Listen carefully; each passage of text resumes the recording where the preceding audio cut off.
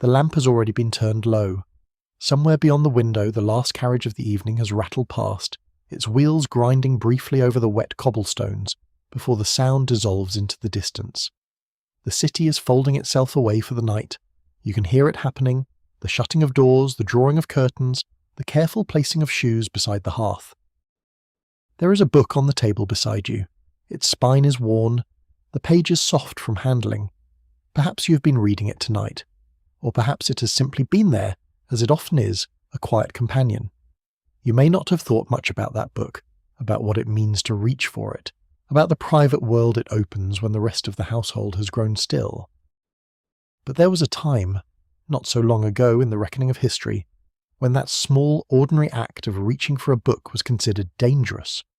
Not by your enemies, not by strangers in the street, by your doctor, by the man who sat across a mahogany desk in a panelled consulting room, who listened to the sound of your heart and made notes in a careful hand, and who, with the gravity of medicine behind him, told you that too much reading was the source of everything wrong with you. Tonight, we are going to spend time inside that world, not to alarm you, and not to quicken the pulse with outrage, but to understand it, to see it as it was, a world of gas lamps and flannel, of tightly laced corsets and morning calls, of women who sat in drawing rooms and waited to be told what their minds were permitted to do.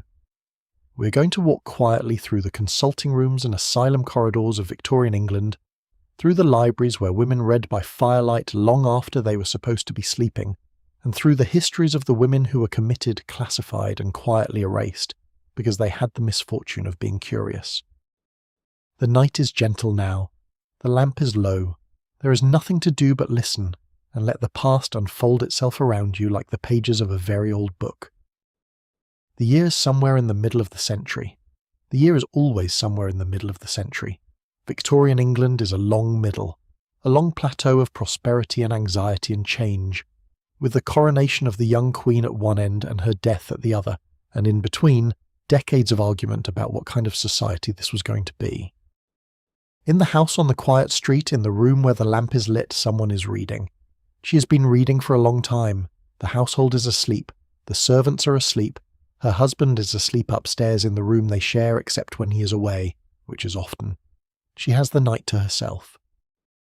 The book on the table beside the lamp is not an improving book. It is not a history of cathedrals.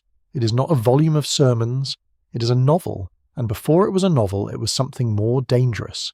A history of women who thought for themselves, which is to say it is the kind of novel that the Victorian period produced in abundance, and that the Victorian period also regularly condemned.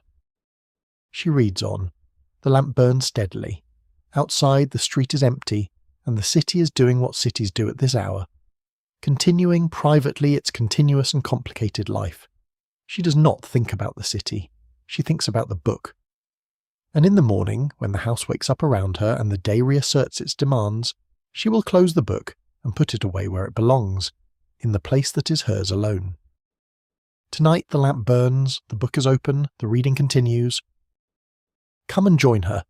Come and sit in the chair that's always waiting. The night is long and the lamp is kind, and the story we have to tell began long before this particular reader found her particular book, and will continue long after both of them are gone. You're in England. The year might be 1850, or 1865, or perhaps 1878. It doesn't matter precisely. What matters is the texture of the world around you, the particular quality of the light coming through windows that have never been quite clean, the smell of coal smoke that has settled into every curtain and every wall, the sound of a city that has grown too quickly and doesn't yet know what it is. Victorian England is, in so many ways, a world in the middle of becoming something. The railways have already changed everything. Distance has collapsed, goods move, people move, ideas move faster than they ever did before. The penny press has made newspapers cheap enough that the working man can read one if he wishes. The Public Libraries Act of 1850 has begun, slowly, to put books within reach of people who could never have owned them. Literacy is spreading like warmth from a fire, reaching into corners of society that were cold before. And yet, something curious is happening alongside all of this progress, all of this enlightenment, all of this useful knowledge being made available to more and more people. A counter-current is running. A set of ideas is hardening in the consulting rooms of Harley Street, and in the lecture theatres of the new medical schools, ideas about who should read and who should not, about what too much thinking does to a delicate constitution, and about which constitutions are by nature most delicate. Women's constitutions, as it happens, women's minds, women's nervous systems, which the medical men of the Victorian era were becoming increasingly certain were fundamentally different from men's, more sensitive, more easily disturbed, more vulnerable to the very things that were supposed to improve them: education, novels, serious reading of any kind. The doctor in his consulting room is not, in his own view, a villain. He is a careful man. He has studied. He has read. He believes in science, in the measurable, in the body as a system of forces and counterforces that can be observed and regulated. And what he observes, in the women who come to sit across the desk from him, pale, tired, complaining of headaches and low spirits, and a nameless unease, is a pattern. They read too much. They think too much. Their nervous energy, which ought to be directed toward their reproductive organs and their domestic duties, has been drained away by excessive mental stimulation. The solution is obvious to him, as obvious as treating a fever with rest. Stop reading, stop thinking so much, go to the country, take the waters, leave the books behind. If the woman cannot stop, if she continues to read, continues to reason, continues to exhibit what the doctor will write in his notes as mental excitement, or unwomanly ambition, then stronger measures may be necessary. There are places for women like this, quiet places, far from the city where they can be made to rest. We are going to spend tonight in the Victorian world, moving carefully through it. We will sit in the drawing rooms where women read by the last of the firelight, their books hidden on their laps when footsteps approached. We will visit the consulting rooms where diagnoses were made with confidence and without cruelty. The doctors genuinely believed they were helping. We will walk the corridors of the great asylums, which were not always cruel places, but which held, among the genuinely ill, a remarkable number of women whose only illness was curiosity. We will listen to the language of the diagnosis, the strange, elaborate, almost poetic vocabulary that Victorian medicine developed to describe women's minds going wrong. Neurasthenia, hysteria, ovarian irritation of the brain, reflex nervous excitation from uterine disturbance. Words that sound almost beautiful until you understand what they meant. That a woman who read too much could be committed, that a woman who argued too intelligently could be certified insane, that the line between intellectual curiosity and the asylum was, for women in the 19th century, thinner than any of them knew. If you enjoy listening to stories like this, please consider subscribing. New stories are posted every week, and there is always another quiet corner of history waiting to be explored. The night is fully settled now. The city beyond your window has grown still.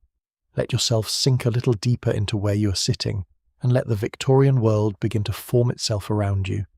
The smell of coal smoke, the tick of a mantel clock, the soft scratch of a pen in a room somewhere that is making notes about you. Victorian England is not a single thing. It is a vast, contradictory, rapidly changing society that stretched from the coronation of a young queen in 1837 to the death of an old one in 1901, across 64 years that saw the industrialisation of the economy, the expansion of the empire, the transformation of the cities, the invention of the railway and the telegraph and the underground train, and the department store, and the slow, difficult, frequently interrupted emergence of a politics that began to ask whether all of these changes were good for everyone, or only for some people. The middle classes, the families of doctors, lawyers, merchants, manufacturers, clergymen, were the beneficiaries of Victorian prosperity in the most visible way. They lived in the new suburbs, in houses with enough rooms to make the separation of functions possible, with enough servants to maintain the household, with enough income to buy the books and the piano and the paintings and the ornaments that distinguished a middle-class home from a working-class one. They sent their sons to school and their daughters to the drawing room. They attended church on Sunday and concerts during the week, and called upon each other in the afternoons. The drawing room was the centre of this life, or the centre of the female part of it. The male part had its centres elsewhere: the office, the club, the pub, the professional association, the parliamentary chamber. These spaces were male by explicit exclusion. The drawing room was female by the more complicated mechanism of being the space left after all the male spaces had been designated. The woman who moved through this world was, in theory, provided for in every respect. She had a home, a position, a purpose. Her purpose was the management of the household and the support of her husband's social and professional life. The dinner parties that cemented business relationships, the calling cards that maintained social ones, the charity work that performed the family's respectability. These were real contributions, and they required real skill. The theory that women who performed them well were thereby fulfilled, and that women who found them insufficient were simply constitutionally deficient, was widely held. The books were everywhere in this world and always slightly dangerous. Not in themselves, the physical objects were harmless, and even the most nervous Victorian doctor did not suggest that the books themselves were the problem. The problem was what happened when women read them freely, without supervision, without the moderating influence of a husband or a father who could ensure that what was read was appropriate. The problem was the reading mind, loose in a text that had not been pre-approved. Unknown. Fact, the debate about what women should read was not only conducted by doctors, it was also conducted by clergymen, by reviewers, by novelists themselves, and by women. Women wrote extensively about what women should read, in conduct manuals, in the periodical press, in novels that embedded implicit arguments about appropriate reading within their stories. The debate was a staple of Victorian culture, endlessly renewed because endlessly unresolved. Every generation produced new versions of the argument about whether this particular kind of reading was safe, whether this particular author was appropriate, whether the reading of fiction in general was compatible with the formation of good character. The answer in the most conservative versions of the argument was often no. Fiction was suspect because it was imaginative. It invited the reader to inhabit lives other than her own, to feel emotions other than the appropriate domestic ones, to imagine possibilities that were not consistent with the reality of her situation. The woman who read too much fiction might begin to expect more from her life than was available to her. She might begin to see the gap between what she had been told her life would be and what it actually was. This was the real danger. Not the depletion of vital energy, not the irritation of the uterine nerves, not the disruption of the reproductive function. These were the medical language for something simpler, the fear that women who read freely would begin to want things, and that wanting things would make them discontented, and that discontent would make them difficult. The night will take us through all of this slowly. There is no rush. The lamp is lit, the house is quiet, and the evening is very long. Let us begin at the beginning, with the world as the Victorian doctors thought they understood it, and move forward from there. We have the whole night. The room smells of beeswax and something faintly chemical, something that suggests the laboratory without being quite of it. The walls are panelled in dark wood. A glass-fronted cabinet holds instruments you cannot name precisely. Things of gleaming metal, things with leather handles, things in velvet-lined cases that have never been opened in your presence. The desk is mahogany. The chair on the patient's side of it is slightly lower than the chair on the doctor's side, which is not an accident. This is Harley Street, or a street very like it, in the year 1874.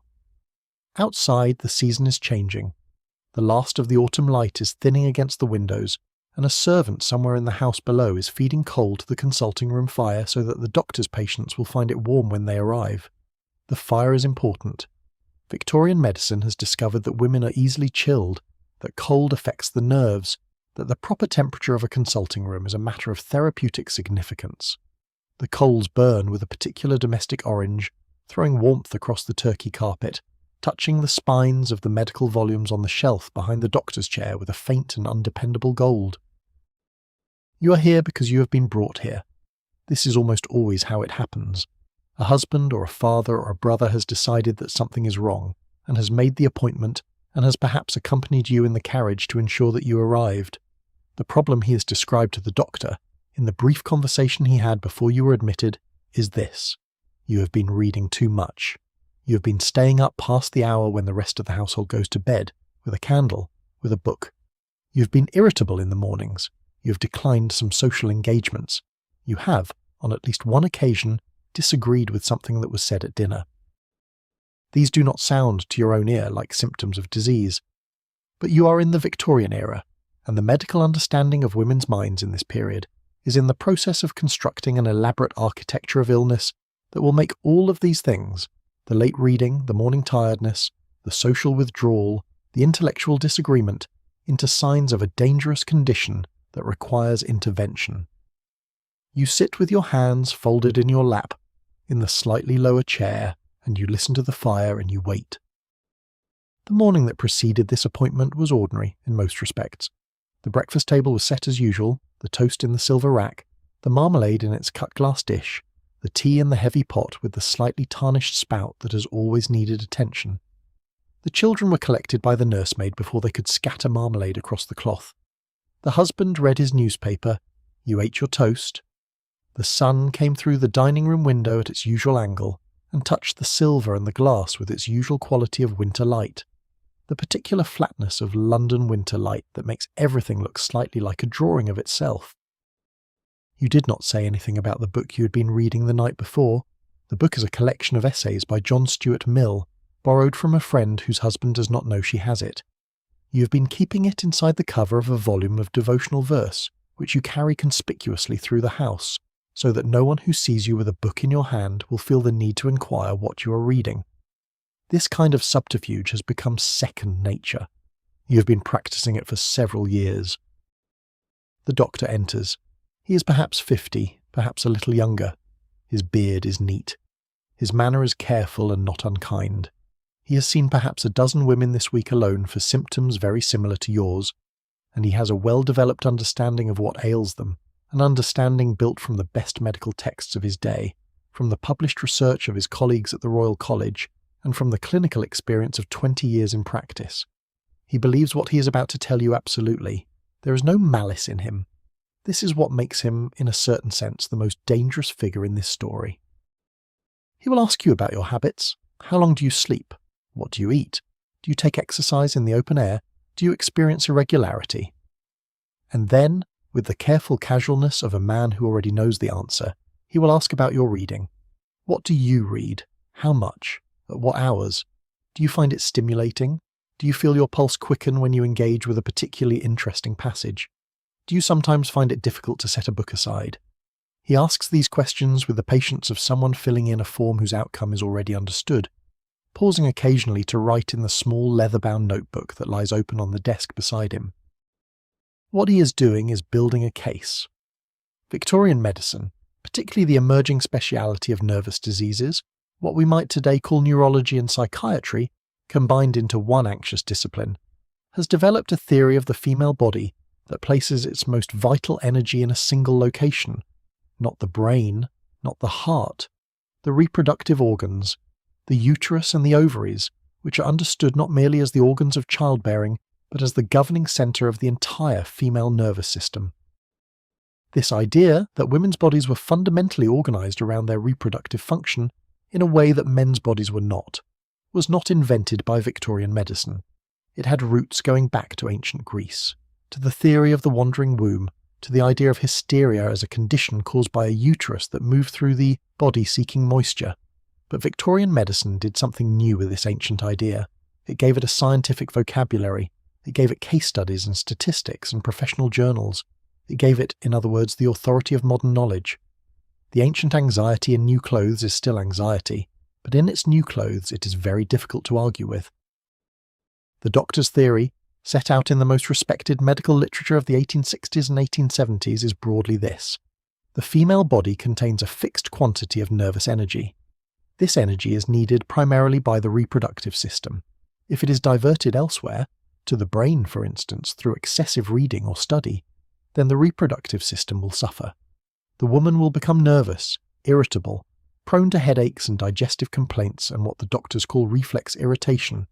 Her menstrual function will become irregular. Her health, in the broadest Victorian sense of the word, will decline.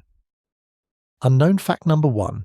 The theory of vital energy being diverted from the reproductive organs to the brain was not a fringe idea held by quacks. It was the mainstream medical consensus, published in the leading journals of the day, taught in medical schools, and cited by the most prestigious doctors in England and America.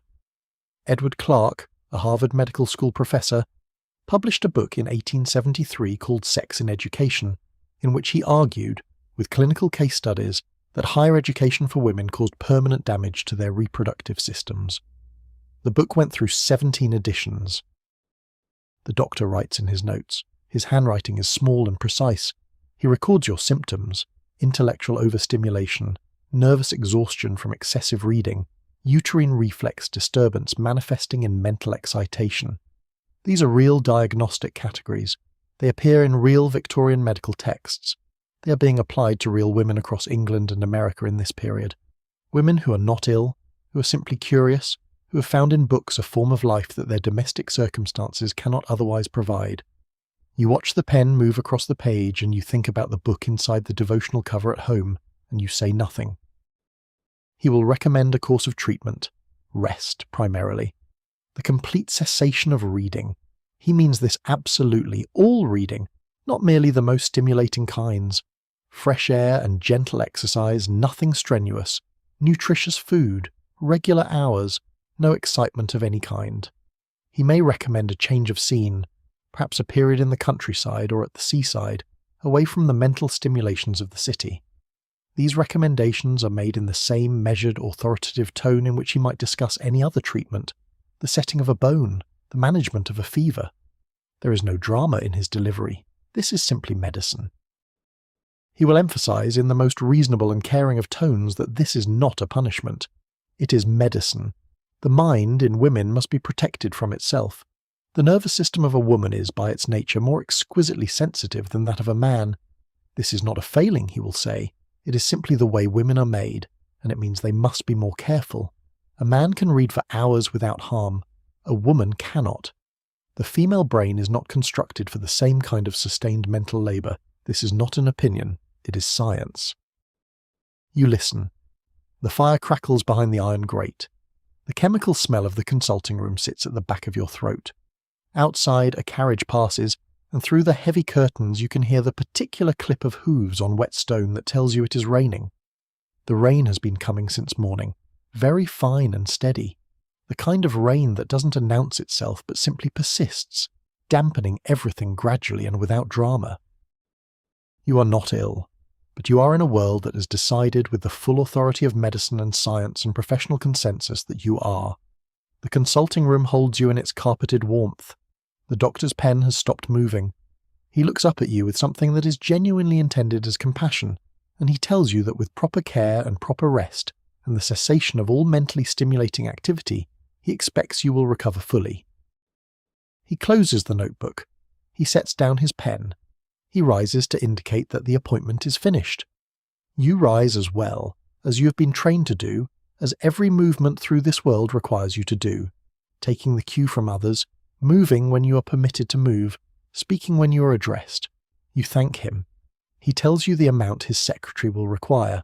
You go back through the outer room where the secretary sits, and the secretary gives you a card with instructions about a tonic to be obtained from the chemist, and you go out into the grey London morning and into the rain. The carriage is waiting. The driver helps you in. The door closes with its particular solid Victorian sound, a sound like the closing of a case, and the carriage moves off through the wet streets toward the house, where the book is inside the devotional cover on the table beside your chair, waiting. The fire settles. A coal shifts in the grate with a soft, dense sound. The consulting room is already filling with the next appointment. The room knows nothing of what just happened in it. It will know nothing of the next thing and the next. It is simply a room, doing its work, and the work goes on, goes. Unknown fact, the Victorian consulting room as a physical space was itself a technology of authority. The arrangement of the room, the doctor behind his desk, the patient in a chair before it, the medical books on the shelves, the anatomical diagrams on the walls, the instruments visible in their cases, was designed, whether consciously or not, to produce a specific effect in the person who entered it. The effect was the recognition of expertise, the acceptance of the authority of the person sitting behind the desk. Before the doctor said a word, the room had already established the terms of the encounter. The patient who entered this space, who sat in the chair before the desk, who answered the doctor's questions, was already in a position of informational disadvantage. The doctor knew the vocabulary of medicine, she did not. The doctor knew how to interpret the symptoms she described, she did not. The doctor had the books, the instruments, the anatomical knowledge, the professional status. She had only her own experience of her own body, which the discourse of Victorian medicine consistently treated as the least reliable form of evidence available. This asymmetry was not unique to the Victorian period. It is a structural feature of the doctor-patient relationship in any period. But in the Victorian period, it was compounded for women by the additional asymmetry of gender. The woman, who was already in an epistemologically subordinate position by virtue of being a patient, was also in a socially subordinate position by virtue of being a woman in a room with a man who held professional authority. Some women navigated this space with considerable skill. They learned to speak the medical vocabulary. They brought their own reading to the consultation. They had read the popular health guides, the improving magazines, the volumes of advice literature that were part of the Victorian print culture, and used it to participate in the diagnostic conversation on more equal terms. This strategy was not without risk. A woman who arrived in the consulting room already knowing too much about her own condition could be diagnosed with the kind of dangerous intellectual self-sufficiency that the theory identified as itself a symptom. The doctor writes, "The afternoon light falls through the consulting room window. The pen moves across the paper. Outside, the street goes on in its usual way, indifferent to what is being written here, to the woman who sits in the chair before the desk, to the particular small drama of power and knowledge being enacted in this room, as it is being enacted in consulting rooms across the city, across the country, in the same afternoon light. The Victorian woman's world is above all a world of interiors, not in the sense of inner life, though that too, as we will see, but literally of rooms, of walls, of spaces bounded by carpet and curtain and the careful arrangement of furniture. The home is her territory, her kingdom, her sphere, and the language of the period is comfortable describing it that way. Woman's sphere, domestic, private, warm. Man's sphere, public, active, exposed to the weather. This is not a complaint, the Victorian commentators will tell you. It is simply the natural order of things, confirmed by nature, confirmed by biology, confirmed by the fact that women's bodies are organised around nurturing and men's bodies around activity. The home is not a cage. It is a sanctuary, tended by a woman who finds in it her highest purpose and her deepest satisfaction. The language around this is warm, is soft, is genuinely felt by many of the people who use it. It is also, quietly and without apology, a language of confinement. How much of this the women themselves believed is a complicated question. The evidence suggests it was neither simple acceptance nor simple resistance, but a spectrum. Women who found genuine meaning in domestic life, women who chafed against its limits in private while maintaining the expected surfaces in public, women who had no access to any alternative and therefore made what peace they could with what they had. The Victorian middle-class woman was not simply a passive victim of her circumstances. She was a person navigating a world with limited options and navigating it with the full complexity that human beings bring to their circumstances.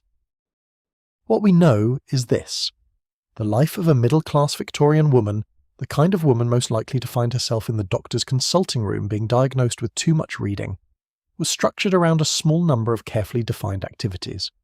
She might manage the household accounts, she might call on neighbours and receive calls in return, she might work at embroidery or watercolours, might practice the piano, might supervise the education of younger children, she might attend church, she might visit the poor of the parish in a supervised and organised way, she might, if she was lucky and lived in the right neighbourhood, attend a lecture or an exhibition.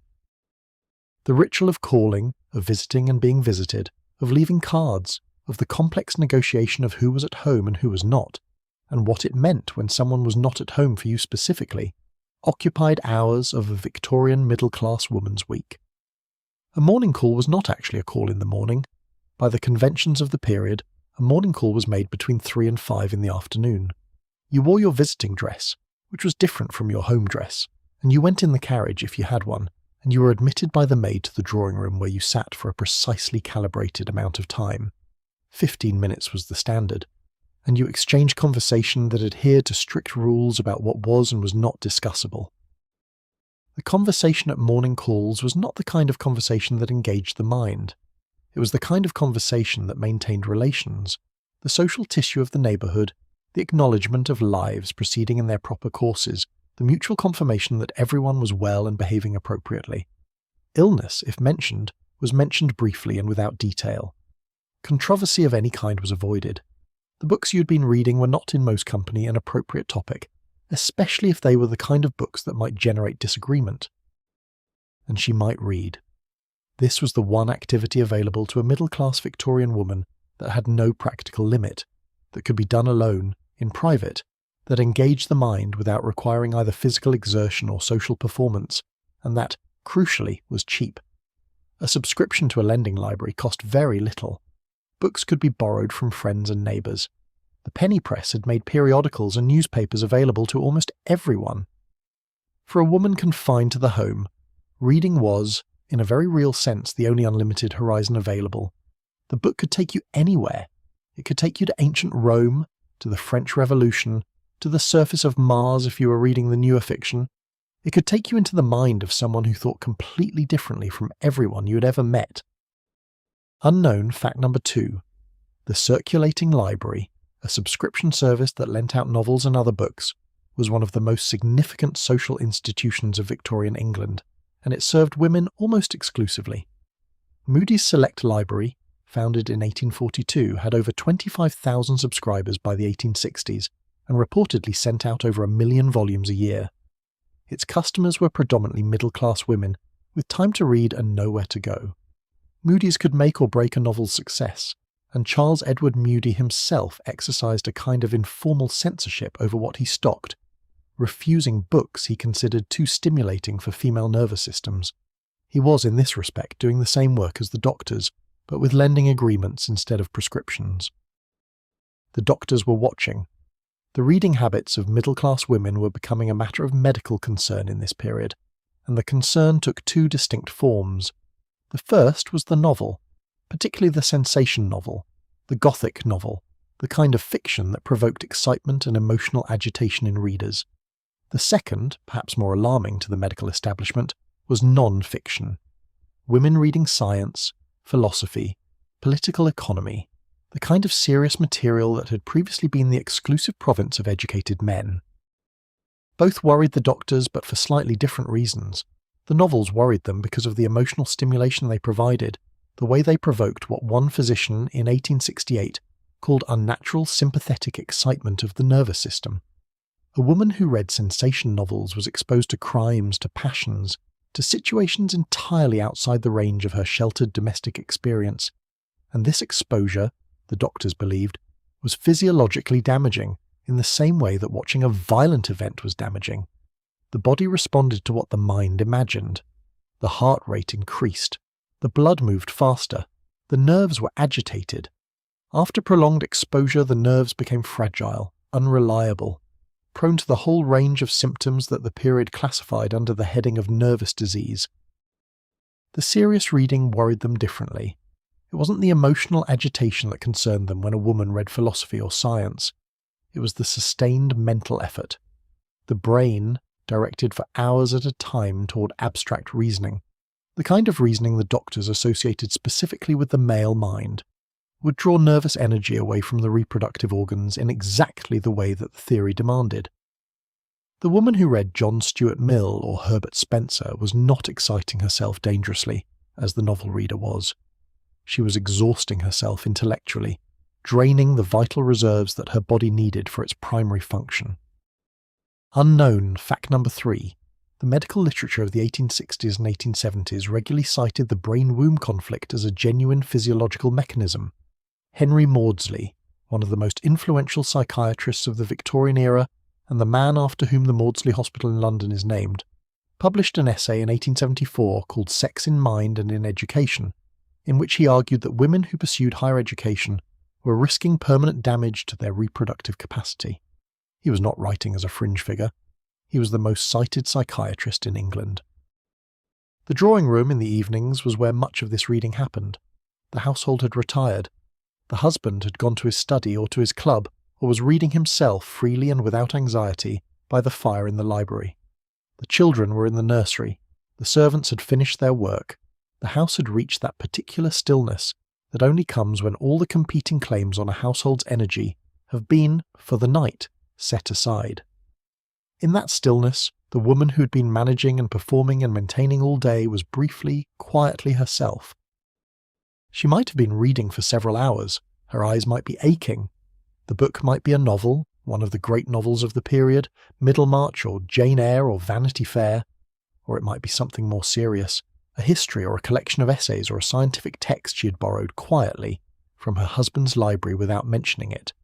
The book is warm in her hands. The pages have the particular softness of paper that has been handled often, that has absorbed the warmth and oil of many readings. She turns a page and the sound it makes is so familiar it is almost no sound at all. She might feel guilty. She knows, in the part of her mind that monitors what the world expects, that she should be sleeping, that the morning will come early and the children will need attending to, and the household will make its usual demands and she will be tired, and her husband will notice she is tired, and he will connect the tiredness to the late reading in the way that the doctor has taught him to connect it, and there will be another conversation about taking better care of herself. She might feel, underneath the guilt, a deep and private satisfaction, the satisfaction of a mind being fed after a long hunger.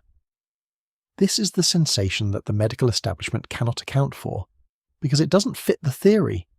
The theory says she should be exhausted by her reading, depleted, her vital energy drained. But she is not exhausted. She is alive.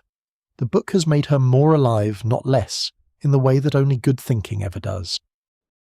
She's not sleeping well. Her mornings are heavy. She is irritable at breakfast, distracted at luncheon, absent in conversation. These are the symptoms that will eventually carry her to the consulting room, that will be described to the doctor in careful, concerned language, by someone who loves her and worries about her, and does not at all understand what she's actually experiencing. What she's experiencing is not illness. It is the particular exhaustion of living inside a life too small for the mind that lives in it. But this is not a diagnosis that exists in Victorian medicine. The only available explanations for her symptoms are physical ones, and the physical explanation that fits best is the one that the doctors have been constructing for 20 years. Too much reading, too much thinking, a nervous system unravelled by excessive mental stimulation. The drawing room holds her in its gentle shadows. The candle has burned low. The book is still open in her lap. Outside, the city is quieter now, and the particular silence of late Victorian London, not true silence, never that, but a kind of settled hum of ongoing life, moves against the windows like a slow tide. A night watchman passes below, his footsteps slow and regular. A cat yowls somewhere in the mews. These sounds reach her distantly, like sounds from another world. She's not the only woman reading tonight. Across the city, across the country, in 1,000 drawing rooms and 1,000 bedrooms, women are reading past the hour when they should have slept, finding in books the one place where their minds are not constrained, not measured, not judged against a standard of domestic adequacy. They are building, in those quiet hours, a form of life that the world around them hasn't yet acknowledged. They are building it together without knowing they are together, each one alone in her room, in her light, with her book, each one part of something that will change the world without ever meeting each other. The candle gutters. She turns one more page. The world outside is very still, and the night is very long, and there is still so much to read. Unknown fact. The Westminster Review, which Mary Ann Evans edited anonymously between 1851 and 1853, was one of the most intellectually serious periodicals in mid-Victorian England. It published work by John Stuart Mill, Herbert Spencer and other major thinkers of the period. Evans's editorial decisions, the commission she placed, the arguments she chose to feature, the critical assessments she wrote, shaped the intellectual conversation of the period in ways that her contemporaries did not know to attribute to her. She was doing the work of public intellectual life under a system of attribution that gave the credit elsewhere. This invisibility was not entirely unwilling. The strategy of the pseudonym, George Eliot, the name under which she published her fiction, was a calculated decision, made with the awareness that fiction published under a woman's name was received differently from fiction published under a man's. The pseudonym was not a simple disguise, it was an argument. It argued that the work should be evaluated on its merits before the reader knew the gender of its author. When her identity became known, as it inevitably did, the response from the literary establishment was a mixture of admiration and discomfort. Admiration for the quality of the work, which could no longer be attributed to the limited intellectual capacity that the theory associated with the female brain. discomfort because the existence of a woman capable of writing Middlemarch was a problem for the theory, and the theory was more important to some people than the evidence. Unknown fact: George Eliot's relationship with George Henry Lewis, with whom she lived without being legally married — Lewis's wife was still living, and divorce was practically impossible — was itself a form of intellectual partnership that Victorian society could not easily accommodate. Lewis was a writer and philosopher whose work Evans helped edit and whose career she supported. She, in turn, was supported by him in ways that made her literary career possible: the correspondence, the management of business affairs, the steady encouragement that is invisible in the published work but essential to it. Their partnership was scandalous. They were not received in polite society. The women who admired Eliot's work often did so without meeting her, because meeting her would have implied endorsing her domestic arrangements. Elizabeth Garrett Anderson, whose career required her to maintain a reputation above reproach, did not seek out Eliot's company. The practical cost of the unconventional life was paid in social currency. But Eliot wrote, and the work accumulated, and Middlemarch was Middlemarch, and the theory that women could not sustain the kind of intellectual effort that the novel required was quietly answered by the fact of its existence. The Victorian novel was doing something that Victorian medicine was also doing, but in the opposite direction. Medicine was trying to produce knowledge about women by observing them from the outside, by measuring and categorizing and diagnosing. The novel was producing knowledge about women from the inside by inhabiting their consciousness, by following the movements of their thought and feeling through situations that were drawn from the observation of real life. George Eliot's method is in this sense a scientific method. She proceeds from evidence, from the observation of how people actually behave, what they actually think, what actually happens when human beings with specific histories and specific values come into contact with each other and with the circumstances of their lives. The novel she produces from this method is not a simple record of what she observed. It is an interpretation, a synthesis, an argument about what matters and why. The argument Middlemarch makes quietly, by the mere fact of its existence and quality, is that the interior lives of women are as complex, as historically conditioned, as ethically serious as the interior lives of men. That Dorothea's aspirations are genuine aspirations. That Rosamond's vanity is not a simple failing, but a product of her education and her circumstances. That Lydgate's failure is not simply a personal failure, but a failure of the conditions that shaped him. This argument was not how the Victorian medical establishment thought about women. The medical establishment thought about women in terms of function: reproductive function, domestic function, social function. The complexity of the interior life was, in this framework, either a symptom of dysfunction or simply invisible. The novel insisted on making it visible. If you are drifting now, let yourself go. There is more story waiting, and it will be here when you return. Subscribe so the next quiet evening is already waiting for you, and sleep well. There is something almost poetic about the vocabulary that Victorian medicine developed to describe women's minds going wrong. Not poetic in a good way, poetic in the way that beautiful language sometimes serves to make terrible things more comfortable to say. The words are precise and scientific sounding, they are written in the careful hand of educated men, and they describe, in their elaborate clinical way, the experience of women who are not ill at all. Hysteria. The word comes from the Greek for uterus, and its history in medicine is ancient, winding back through centuries of medical theory that located in the womb the source of women's mental instability. By the Victorian era, the theory had been modified. The womb no longer literally wandered through the body, as the ancient Greeks had believed, but its essential claim remained. Women's mental health was governed by their reproductive organs in a way that men's was not. Any departure from emotional stability, any excess of feeling or intellect or will, could be traced back to disturbance in the uterine system. The word was so old and so comfortable in the mouths of the doctors that they had stopped hearing what it said. Unknown fact number 4. The word hysteria was used to diagnose women for conditions ranging from anxiety to grief to political activism. In the 1870s, it was one of the most common diagnoses given to women admitted to English and American asylums.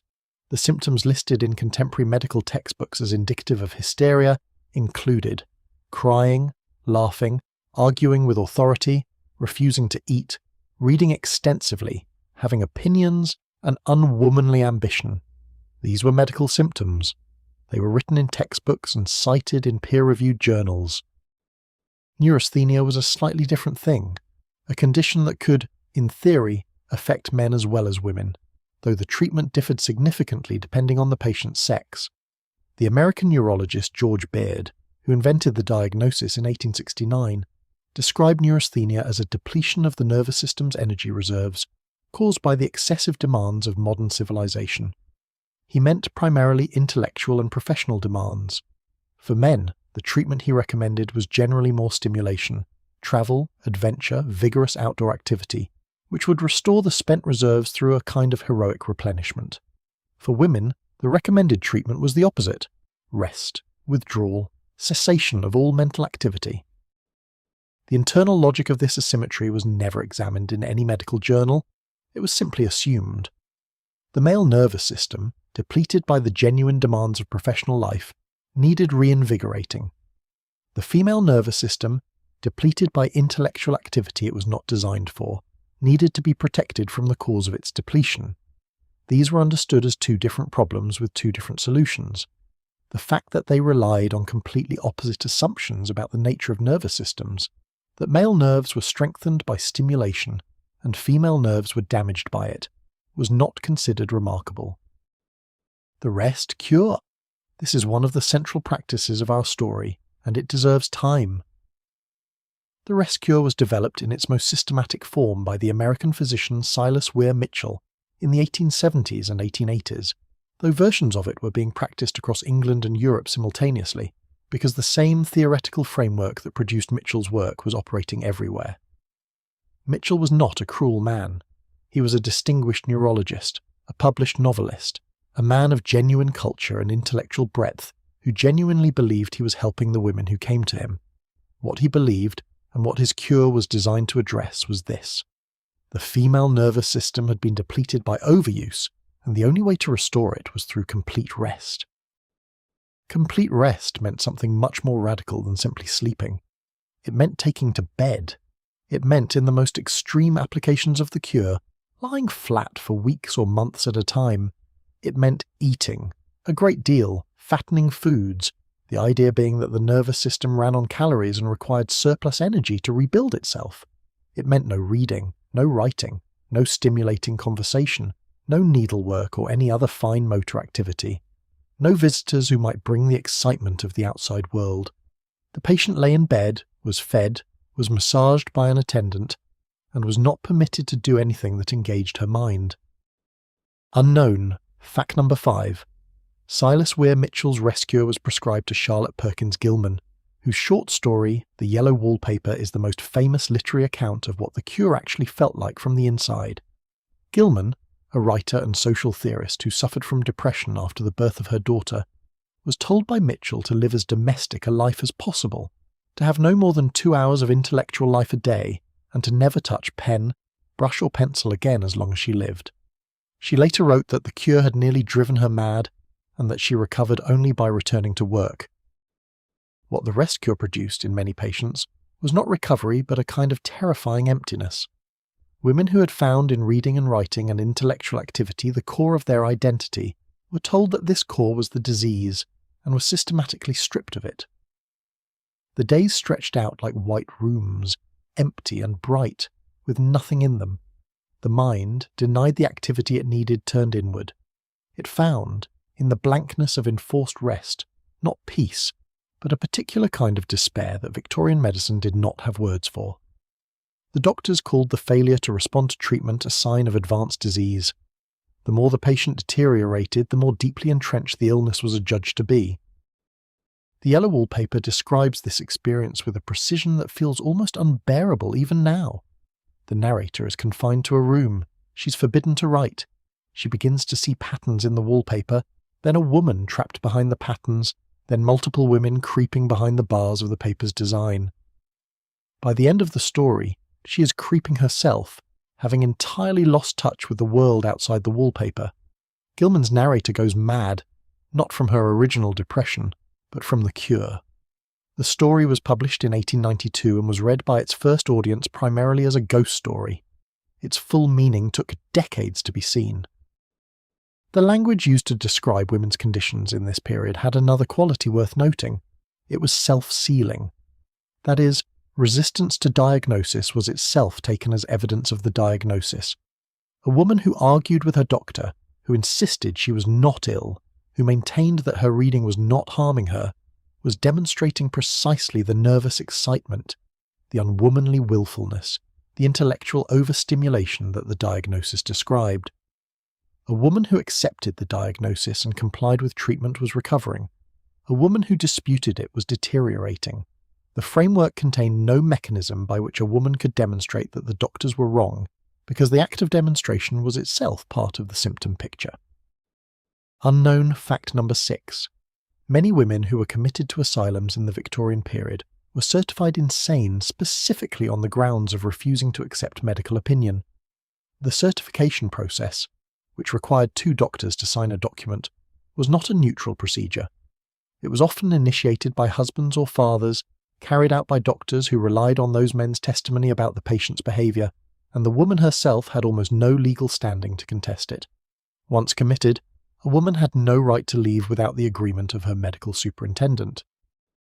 The vocabulary accumulated across the decades: reflex irritation of the nervous system, ovarian irritation of the brain, cerebral anemia from uterine congestion, moral insanity, acute mania from mental excitement.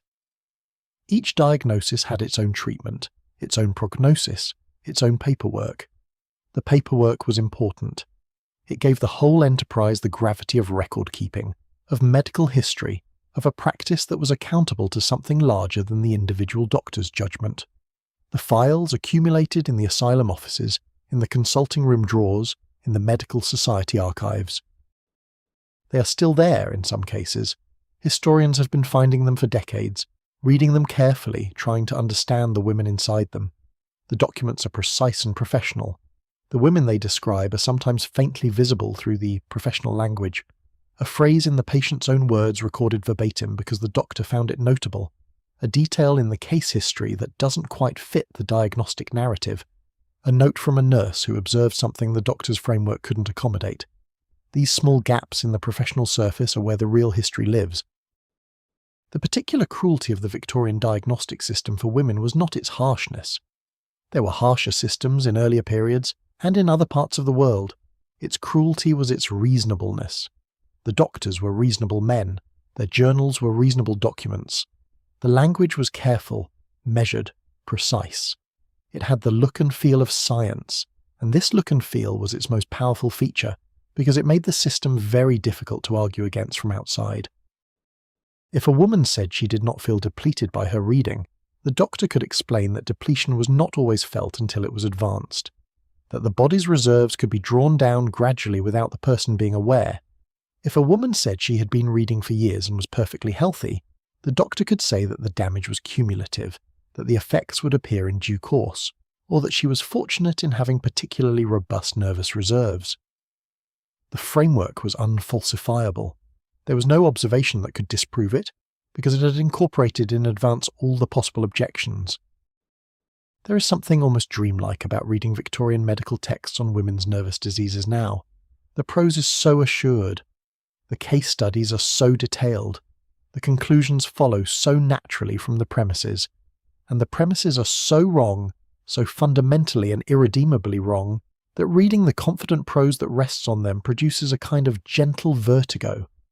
The floor turns slightly under you, and you have to remind yourself that these were real people, that this confident wrongness had real consequences, that the women in the case studies were not illustrations but persons. The rain is still moving against the windows. The fire has settled into a steady, quiet heat. The language of Victorian medicine is falling away now, becoming what it was always going to become, a document of its time, its fears, its particular anxieties about what women might do if they were permitted to read freely and think freely and be taken seriously. We have more to see, more rooms to enter, more women to find behind the diagnoses. Let the language settle now, like sediment in still water, and rest here a moment before we move on. Unknown fact: The case of Georgina Weldon is one of the more dramatic instances of attempted wrongful asylum certification in the Victorian period. Weldon was a musician and journalist who had founded a music school and become involved in spiritualism. In 1878, her husband attempted to have her certified as insane, hiring 3 doctors who had never met her to sign the certification order. She discovered the plot before the men arrived to take her away and escape through a window. She subsequently launched a series of legal actions against her husband, the doctors, and others involved in the attempt, and won several of them. She also campaigned publicly against the lunacy laws, becoming one of the most vocal critics of the certification process. Weldon's case attracted enormous public attention, partly because she was eloquent, partly because she was relentless, and partly because her situation made visible a legal mechanism that most people preferred not to think about. The fact that a woman could be certified by doctors who had not examined her on the basis of her husband's testimony and the signatures of 2 compliant physicians was not a secret. But it was not something that polite society generally discussed. Weldon's public campaign forced the discussion. Her music school had been in part the reason for the attempt. She had taken in orphaned children and was running the school in ways that were, from her husband's perspective, financially inconvenient. She had also acquired a public presence. She wrote, she lectured, she had opinions about things that was inconsistent with the model of the quietly domestic wife. The certification attempt was, at bottom, an attempt to remove a woman who had become difficult.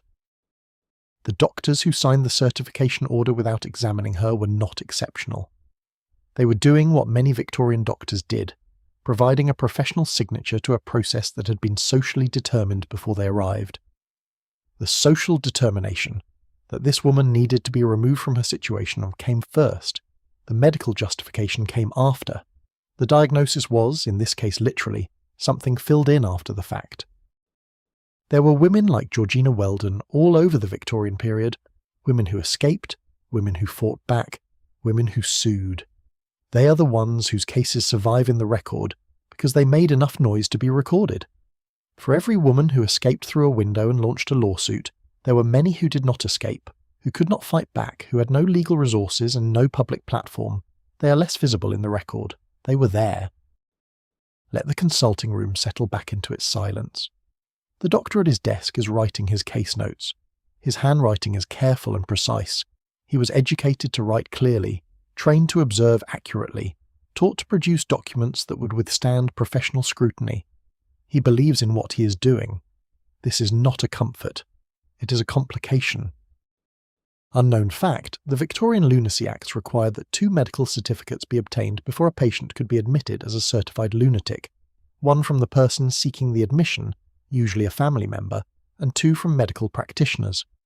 In practice, the 2 medical certificates were frequently obtained quickly, sometimes on the same day, from doctors who had not previously treated the patient and who conducted examinations lasting, in some documented cases, less than 15 minutes. The legal standard for certification, that the person was of unsound mind and a proper subject for confinement, was broad enough to accommodate almost any behaviour that a family found difficult. The women who ended up certified were not, in the majority, violent or dangerous in any obvious sense. They were, in significant numbers, inconvenient.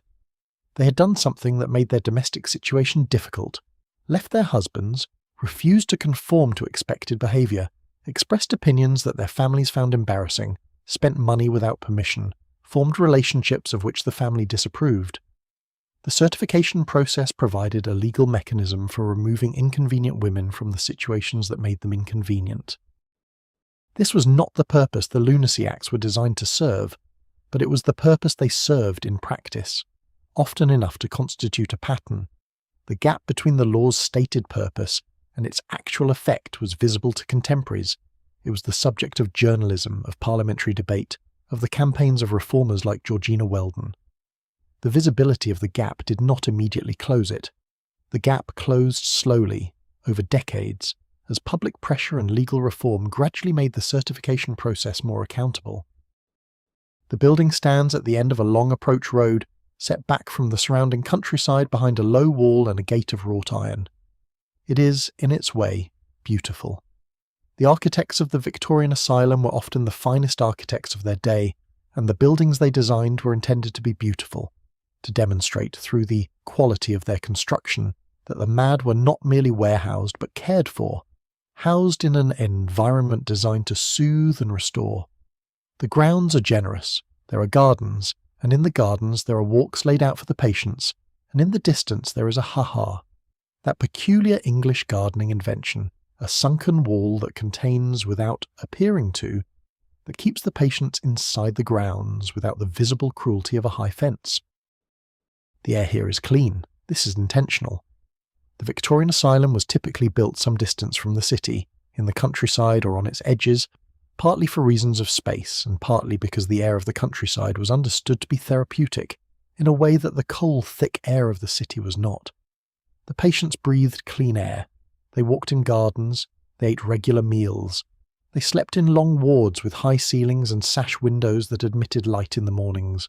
The quality of care was, by the standards of earlier centuries, genuinely humane. Not all asylums were like this, of course.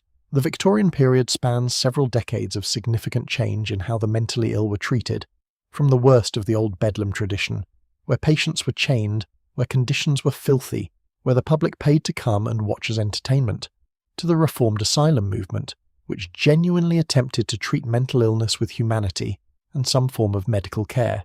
By the 1870s, the reformed asylums dominated, at least in the literature.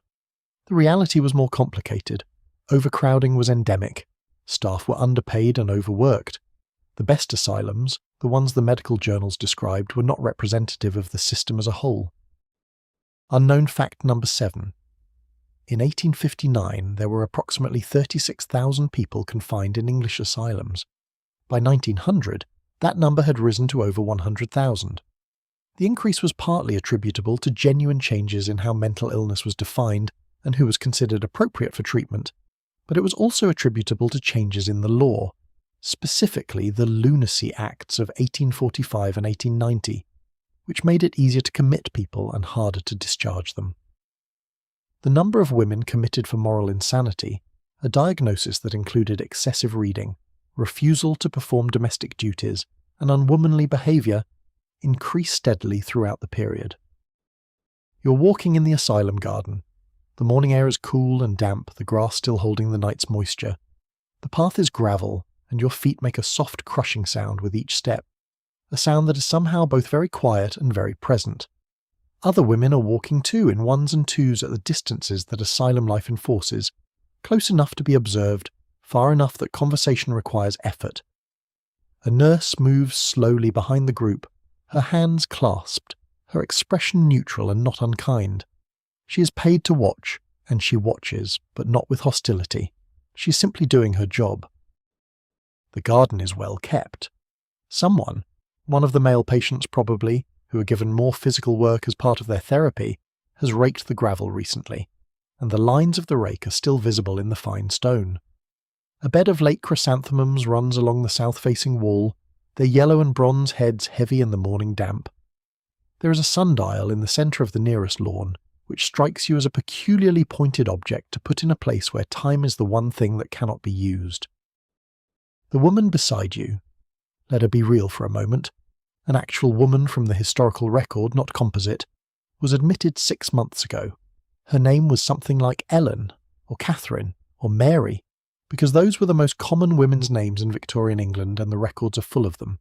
She was admitted on the certificate of 2 doctors who had been called by her husband. Her husband's testimony described her behaviour over the preceding year. She had taken to reading at all hours, including late into the night. She had become neglectful of household duties. She had argued with him on several occasions about political matters. She had declined twice to attend church. The diagnosis on her certificate reads, acute mania from intellectual overexcitement with moral deterioration. The treatment prescribed, rest, nutritious diet, fresh air, supervision, no reading material, no communication with family without medical supervision. The prognosis, good, if the patient submits to treatment and avoids the stimulations that caused her illness. Ellen, or Catherine, or Mary walks the gravel path. She is not acutely mad. She is not, by any definition available to us now, mentally ill. She is a woman who was too interested in ideas, who expressed that interest in ways her husband found threatening, who is now living inside an institution that has considerable power over every aspect of her daily life, and no interest in her own account of her experience. She walks, because the rules say she may walk in the mornings, and she breathes the clean air, and she watches the chrysanthemums, and she does not think about her books because thinking about them is more painful than not thinking about them. Unknown fact number 8. Women could be committed to Victorian asylums without their own consent and without being charged with any crime. The certification required only 2 doctors and a relative, usually a husband or father, to agree that the woman was of unsound mind. Once committed, a woman had no legal right to leave without the superintendent's approval. She could not send letters without supervision. She could not receive visitors unless the superintendent agreed. She had, in law, ceased to exist as an autonomous person. The asylum has a library. This surprises you, perhaps. But the reformed asylum movement was progressive in its way, and books were understood to have therapeutic value. The right kinds of books, in the right amounts, under medical supervision. The library contains improving works, religious texts, histories of a suitably undramatic kind, works of natural history with illustrations of birds and flowers. It does not contain novels. It does not contain philosophy or political economy. It most certainly does not contain the works of John Stuart Mill or Mary Wollstonecraft, whose vindication of the rights of woman is understood in this world to be approximately as dangerous as arsenic. The reading in the asylum library is not forbidden. It is managed. An hour in the library on Tuesday and Thursday afternoons under the supervision of a nurse. The books may not be taken to the ward, notes may not be taken. The reading is permitted as recreation, as a mild and properly circumscribed activity that will not overstimulate, that will not provoke thought of the dangerous kind. Ellen sits in the library on Thursday afternoon and reads a history of English cathedrals. The illustrations are lovely. The prose is slow and factual. The pages do not quicken her pulse. She reads, and she is quiet, and the nurse at the desk looks up occasionally and sees a woman reading quietly, and notes in her records that the patient is calm. What Ellen is thinking beneath the surface of the cathedral history is her own business. The asylum does not have access to it. This is the one thing it cannot take away. The interior, the thoughts that move behind her eyes while she reads about vaulted ceilings and Norman arches, the memories, the arguments she rehearses silently, the questions she asks behind her expression that no one in this building will ever answer. Unknown fact number 9. Some women committed to Victorian asylums kept secret diaries. These have occasionally survived and been found by historians. The diaries describe, with remarkable clarity and emotional precision, the experience of being confined not because the writer was mad, but because she had been, as she understood it, inconvenient. One woman, committed in 1878 at the instigation of her husband, wrote in her diary, "I am not mad. I am simply a woman who wanted to read and to think and to be taken seriously." These are apparently the same thing. The afternoon light moves across the library floor in long golden strips. The cathedral history is on its last pages now. Ellen reads the final illustration, a spire against a grey sky very finely drawn, and closes the book. The nurse calls the time. The library empties. The gravel path fills again with women walking in the clean air of the reformed asylum, breathing the countryside, carrying their interior worlds like lanterns in their chests. The asylum's day has its own rhythm, rigid and reliable as clockwork. Meals at fixed hours, walks at fixed hours, the library on its appointed afternoons, evening in the common room, where a fire burns and women sit in chairs arranged by the staff and do the approved activities, needlework, looking at illustrated magazines with pages that have been reviewed for unsuitable content, quiet conversation, bedtime at 9. The routine is not unkind. It is not designed to be unkind. It is designed to produce what the medical superintendent calls regularity of the nervous system, which he understands as health. What it produces in Ellen is something harder to name, not peace, not agitation, but a kind of suspension. The feeling of time passing without any of the usual weight of passing time. The days accumulate. The chrysanthemums in the garden go over, are replaced with something that will survive the winter frosts. The gravel is raked. The library opens on Tuesdays and Thursdays. The common room fire burns in the evenings, and Ellen walks the path and thinks the thoughts that no one can take from her, and waits. The grounds are quiet now as the afternoon tips toward evening. The ha-ha is invisible from here, doing its work of invisible containment. The building's windows are beginning to catch the last of the light. Somewhere inside, a piano is being played, one of the patients or perhaps a staff member, something simple and repetitive, the kind of music that creates a feeling of time passing without requiring attention. The sound drifts across the grass and dissolves into the quiet evening air, and it is, in its way, beautiful. Unknown fact, the language in which Victorian asylum case notes were written was not merely descriptive, it was active. The case notes did not simply record what the admitting physician had observed, they constructed the patient as a patient, organised her symptoms into a diagnostic narrative, placed her behaviour within a theoretical framework that gave it a medical meaning it did not necessarily have in itself. A woman who was angry because she had been wrongfully committed appeared in her case notes as a woman who was exhibiting the agitation and resistance characteristic of her condition. Her anger confirmed the diagnosis. Her calm would also have confirmed it, as evidence of the deceptive quiescence that the theory associated with certain presentations. This circularity, in which any behaviour could be interpreted as evidence of the diagnosis, and therefore the diagnosis could never be refuted by any behaviour, was not a feature of Victorian psychiatry alone. It is a risk inherent in any diagnostic system where the evidence for the condition is also produced by the condition. The Victorian doctors who built this circularity into their diagnostic framework were not being deliberately dishonest. They were working within the epistemological limits of a science that had not yet developed the tools to recognise its own circularity. The tools were being developed elsewhere. Outside the asylum walls, in the universities and the periodical press and the reading rooms of women who were educating themselves in the margins of their domestic lives, other forms of knowledge were accumulating. The women who were reading Mill on logic and on the subjection of women were reading, among other things, a sustained critique of exactly this kind of circular reasoning, the reasoning that proceeds from a prior conclusion to evidence for that conclusion, without ever genuinely risking the conclusion in the process.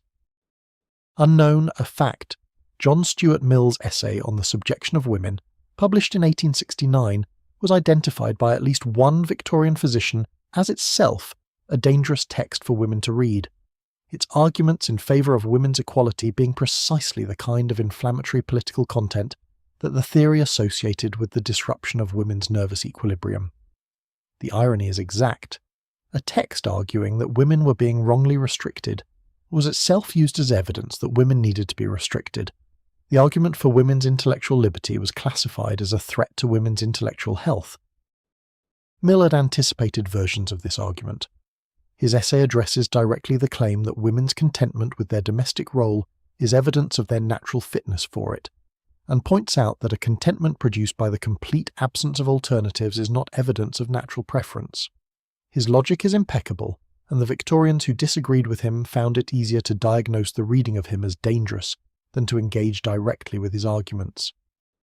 The ward is quiet in the late afternoon. The light through the high windows falls at an angle that does not quite reach the floor. In the beds the women are resting, some sleeping, some lying awake, with the particular alertness of people who have learned to monitor their environment carefully. The tea has been brought and cleared. The evening's coming on, the day is almost done. In the case notes on the doctor's desk, their symptoms are recorded in precise professional language. The language is confident. It does not acknowledge uncertainty. It does not record what the women said about themselves. It records what the doctor observed, classified, interpreted.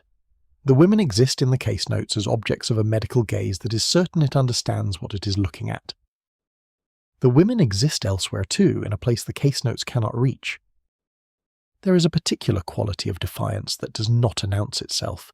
It does not stand in the street with a banner. It does not make speeches or print pamphlets or confront power directly. It is quieter than that, and in some ways more durable. It is the defiance of continuing to do the thing that you have been told will destroy you, doing it carefully and privately and surviving. Throughout the Victorian period, women wrote. They wrote in spite of the medical consensus that writing depleted them. They wrote in spite of the social pressure that suggested serious intellectual effort was unwomanly. They wrote in spite of, and in the face of, a publishing industry that had its own complicated relationship with women's work. Willing to publish their novels, less willing to publish their serious non-fiction, least willing of all to publish anything that challenged the assumptions of the world as it existed. Many of them published anonymously. This was not simply modesty, it was strategy. George Eliot, Mary Ann Evans, published under a male pseudonym not because she doubted the quality of her work, but because she understood, with clear-eyed precision, that the same work published under a woman's name would be read differently. It would be read as feminine, which in the critical vocabulary of the period meant emotional, personal, limited. Published as George Eliot, Middlemarch could be taken seriously as a novel of ideas. Published as Mary Ann Evans, the same book might have been praised as sensitive and observed and charming, which are the words Victorian criticism used when it meant, "This is good for a woman." Mary Ann Evans was born in 1819 in Warwickshire, the daughter of a land agent. She received more education than most women of her time, including a period at school in Coventry, where she encountered evangelical Christianity and lost it, and a self-directed reading program of extraordinary breadth that eventually encompassed philosophy, science, theology, Latin, Greek, German, and French. She was, by her late 20s, one of the most intellectually formidable people in England, a fact that was known to a small circle and largely invisible to the wider world. She moved to London in 1851 and became assistant editor, and soon effective editor, of the Westminster Review, one of the leading intellectual journals of the day. She worked without credit. The work she did was substantial and influential. She edited, commissioned, negotiated with writers, shaped the intellectual character of one of the Victorian era's most significant publications, and she did all of this as an anonymous woman in a world that did not acknowledge her. Unknown fact number 10. Before adopting the pen name George Eliot, Mary Ann Evans worked as an editor at the Westminster Review, one of the most prestigious intellectual journals in England. She edited it anonymously. Several of the men whose work she edited did not know the editor was a woman. She was, by all accounts, one of the finest literary editors of her generation. When her identity became known, some contributors were reportedly astonished that a woman could have done the work so well. The Bronte sisters are another part of this story. Charlotte, Emily, and Anne Bronte, the daughters of a Yorkshire parson, living in a parsonage on the edge of the moors, their world narrow and their literary ambitions vast, published their first collection of poems in 1846 under the names Currer, Ellis, and Acton Bell. The choice of neutral initials was deliberate. Charlotte, in a letter explaining the decision, described a prejudice she and her sisters had encountered when submitting work under their own names, a response that assumed female authorship implied a limitation in scope and seriousness. The moors around Holworth, where the Brontes lived, were not the cosy English countryside of the south. They were something harder, a landscape that pushed against the sky, that changed colour with the seasons in ways that felt almost violent, the bleached straw of winter giving way to the purple of heather in August, the bracken going red-gold in October, the wind always present, always shaping, never letting the world feel settled. The three sisters walked there when they could, walked for miles in weather that would have kept most people indoors, and brought the landscape back into their writing. Charlotte Bronte worked on Jane Eyre in the parsonage kitchen in the evenings, after her father had gone to bed, using the kitchen table because the dining room was too cold and the light there was better. She wrote in longhand, on small sheets of paper, in a handwriting that grew small and precise when she was working quickly. The manuscript of Jane Eyre is dense and direct, with relatively few corrections. She had in many places written it fast in those evening hours, with the confidence of someone who has been composing in her head all day while doing other things. The response to Jane Eyre, when it was published the following year, was electric. It was widely assumed to be by a man. The intensity of the first-person narrator, the anger that ran through the story like a current, the moral clarity of its ending, these were read as masculine qualities. When it was revealed that Currer Bell was Charlotte Bronte, the reaction in some quarters was hostile. The book was reinterpreted as unfeminine, as coarse, as evidence of the dangers of educating women above their station. The same book, a masterpiece before, became a problem after, simply because its author was a woman. The medical establishment read the sensation novels of the 1860s and 1870s with clinical attention. Mary Elizabeth Braddon, whose Lady Audley's Secret sold enormous quantities, and whose work was read by women across the social spectrum, was cited in medical journals as a cause of female nervous collapse. The novels themselves, with their mysteries, their strong female characters, their suggestion that women had inner lives that the domestic surface of their existence concealed, were described as exciting, morbidly stimulating, dangerous to the nervous constitution of impressionable female readers. Unknown fact number 11. Mary Elizabeth Braddon wrote over 80 novels, maintained a large household, raised 6 children, and continued to write and publish into her 80s. The medical theory that novel writing depleted women's nervous systems apparently did not apply to her. She died in 1915 at the age of 79, having outlived many of the doctors who had cited her work as a cause of female insanity. Lady Audley's Secret, which Braddon published in 1862, is a curious book by the standards of its own period and ours. Its central female character, Lady Audley herself, is beautiful, charming, apparently the perfect Victorian woman, sweet-tempered, domestic, feminine. She's also, we discover by degrees, a murderer, a bigamist, and, the novel's most transgressive suggestion, possibly entirely sane, which is to say that her crimes arise not from madness, but from rational calculation. She has decided that survival requires murder, and she's acted on the decision. The Victorian reading public found Lady Audley simultaneously appalling and irresistible. The novel went through multiple editions, was adapted for the stage, was discussed in drawing rooms and read in circulating libraries, and cited in medical journals as evidence of the dangerous excitement that sensation fiction produced in female readers. The doctors were right that the book excited women. They were wrong about what it excited them toward. It excited them toward the recognition, which the story encoded, that the domestic woman who was sweet and compliant might be concealing an interior life of remarkable complexity and willingness to act. There is something worth pausing on here in the quiet of this late-night hour. The women who wrote, the novelists, the essayists, the poets who published under pseudonyms or under their own names despite the costs, were not simply exceptional individuals defying exceptional obstacles. They were the visible tip of a much larger and mostly invisible phenomenon, the enormous, distributed, private intellectual life of Victorian women, much of which left no record at all. The woman in the drawing room at midnight, reading by the last of the candle, the woman who kept a journal she never showed anyone, the woman who read books borrowed from a more daring friend and returned them without mention, the woman who sat through dinner parties listening to men discuss ideas she had read more thoroughly than any of them, and said nothing, because saying something would have required her to explain where she had acquired her knowledge, and explaining that would have required a justification she should not have needed to give. These women are in the historical record only obliquely, in the diaries of their more articulate sisters, in the case notes of the doctors who saw them, in the asylum records, in the occasional letter that survived when it should not have. They are there if you look in the margins of Victorian history, reading in the firelight, carrying their interior worlds like contraband.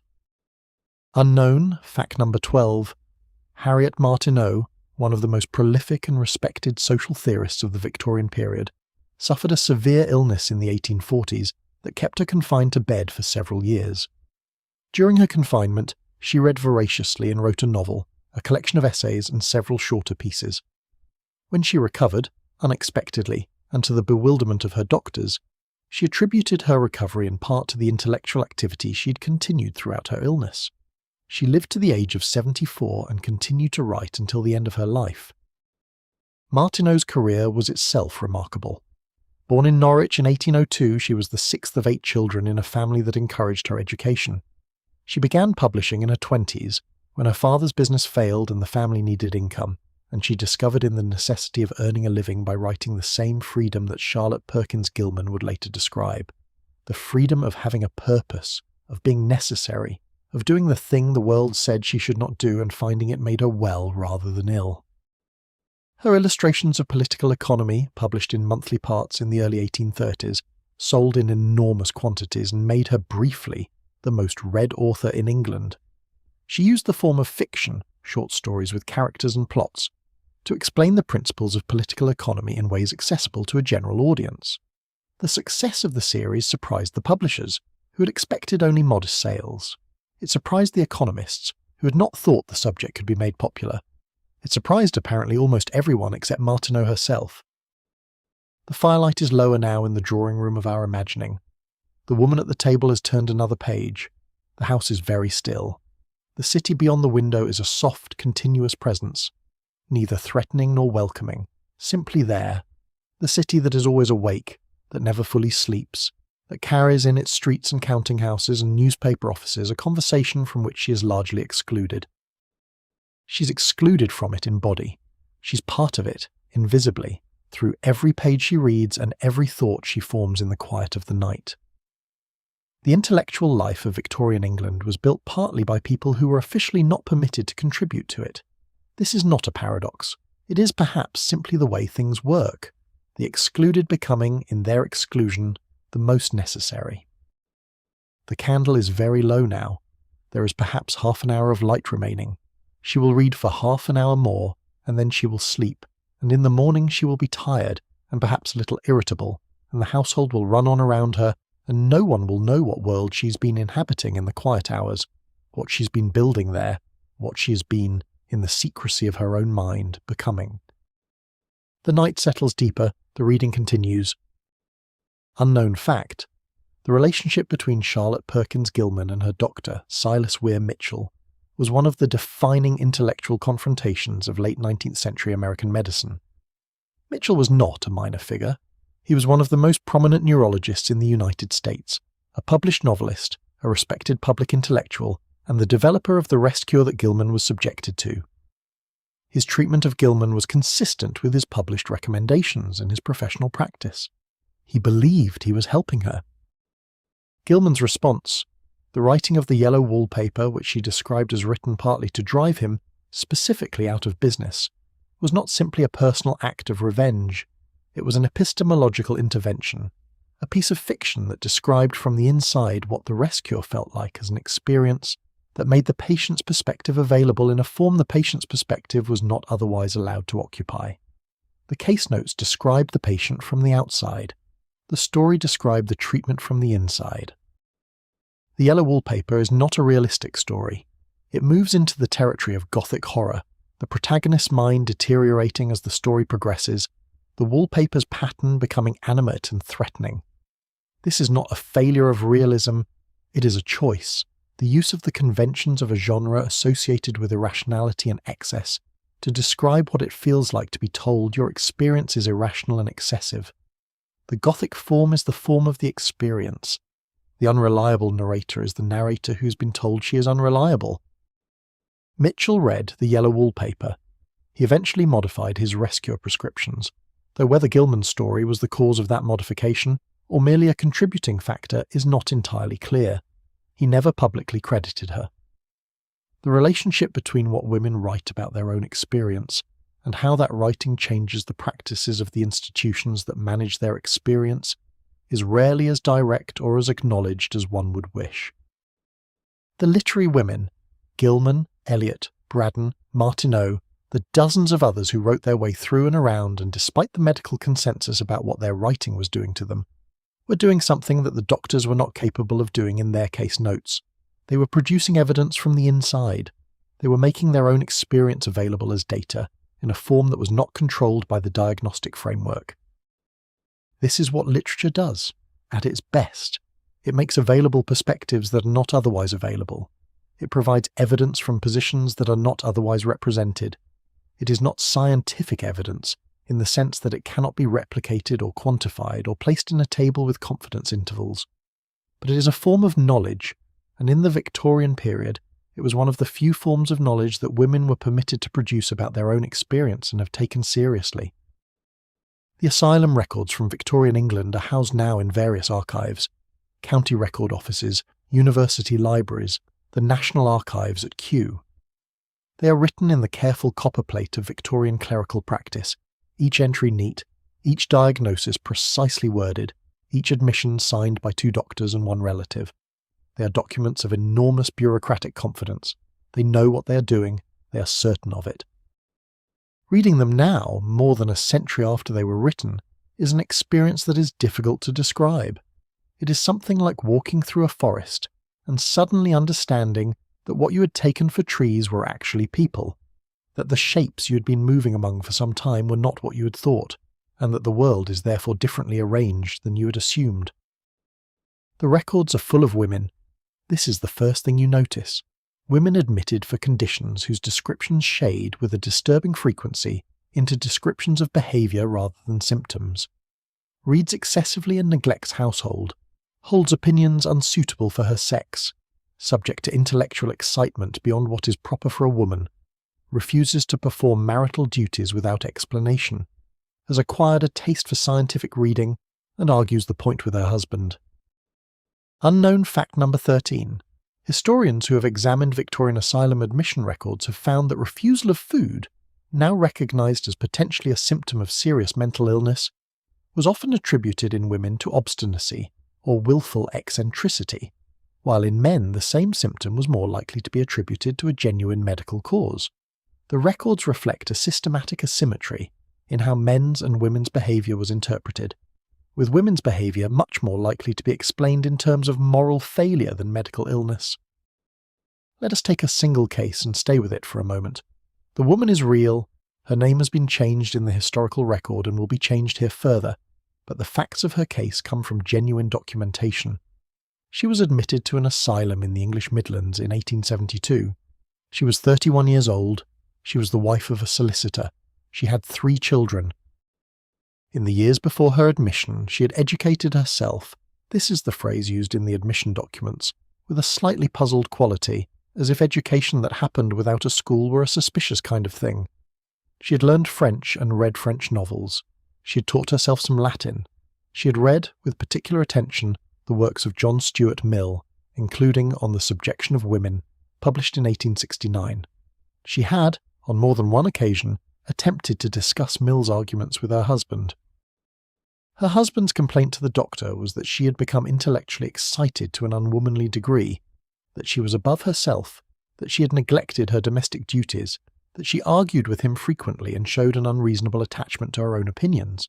She was, he said, no longer herself. It is worth pausing on that phrase, no longer herself. What the husband understood by herself was a specific performance of femininity, the compliant, domestic, deferential self that he had married. The self she had been becoming through her reading was, in his view, not herself at all. The doctor's certificate describes her as suffering from moral insanity with intellectual overexcitement, reflex from uterine disturbance. The treatment: absolute rest, cessation of all reading and writing, regular diet, fresh air. She was committed for 11 months. Upon discharge, the medical superintendent's notes describe her as improved, calmer, less argumentative, willing to perform her domestic duties. She was sent home to her husband. Unknown fact number 14. John Stuart Mill's On the Subjection of Women was widely cited in Victorian medical literature as a text that was actively dangerous for female readers. Doctors reported that women who had read it showed increased symptoms of nervous excitement and moral insubordination. The book argues that the legal and social subordination of women was neither natural nor beneficial, and that women should have the same rights as men. Its effects on some of its female readers were described by the doctors who treated those readers as pathological. What happened to this woman after her discharge, we do not know. The asylum records do not track patients beyond their discharge date. She returned to her husband's house, to the 3 children, to the household that had continued without her for 11 months, presumably with the help of a servant or a sister-in-law or some arrangement that the record does not mention. Whether she read again, whether she hid her books more carefully, whether the 11 months in the asylum broke something in her permanently, or whether she found her way back to some version of the private intellectual life she'd been building, we cannot know. A different case. A woman admitted in 1880, aged 24, unmarried, the daughter of a minister. Her father had sought help because she had declined to marry a man he had chosen for her, had instead expressed a wish to teach, and had been found in her room at 2 a.m. on multiple occasions, writing by candlelight. The writing was poetry. This detail, the poetry, appears in the admission notes almost as an aside, but it is not an aside. It is the heart of the case. A 24-year-old woman, unmarried, declining to marry, wanting to work, writing poetry at 2 a.m. In the framework of Victorian medicine, each of these is a symptom. The diagnosis was nervous exhaustion with moral perversion, the latter term referring to her refusal to accept her proper social role. She was in the asylum for 4 years. During those 4 years, her medical record shows no symptoms that would today be considered psychiatric. She was not delusional. She was not disconnected from not violent. She was not disconnected from reality. She was, in the words of one nurse's notes, quite sensible and pleasant to talk to, but very decided in her opinions. She was discharged in 1884 when her father died, and there was no longer a family member willing to pay for her continued confinement. The poetry she'd been writing before her admission does not survive. Unknown, fact number 15. The legal requirement for asylum admission in Victorian England changed with the Lunacy Act of 1890, which introduced additional safeguards for patients' rights, including the right to petition the Lunacy Commission for release. However, women remained at a significant disadvantage in this process. A married woman could not petition for her own release. She required the support of a friend, usually a male relative, to do so on her behalf. In practice, this meant that a woman committed at her husband's instigation had no effective mechanism for challenging her detention. A third case, perhaps the most quietly devastating. A woman admitted in 1876, age 43, a widow. She had been a schoolteacher before her marriage, and after her husband's death she had attempted to return to teaching. She had applied to several schools and been declined because of her age. She had then applied to write for newspapers. She had some experience of this, having contributed pieces to local papers in the years of her marriage. She had been producing articles on social questions and had been in correspondence with a number of editors.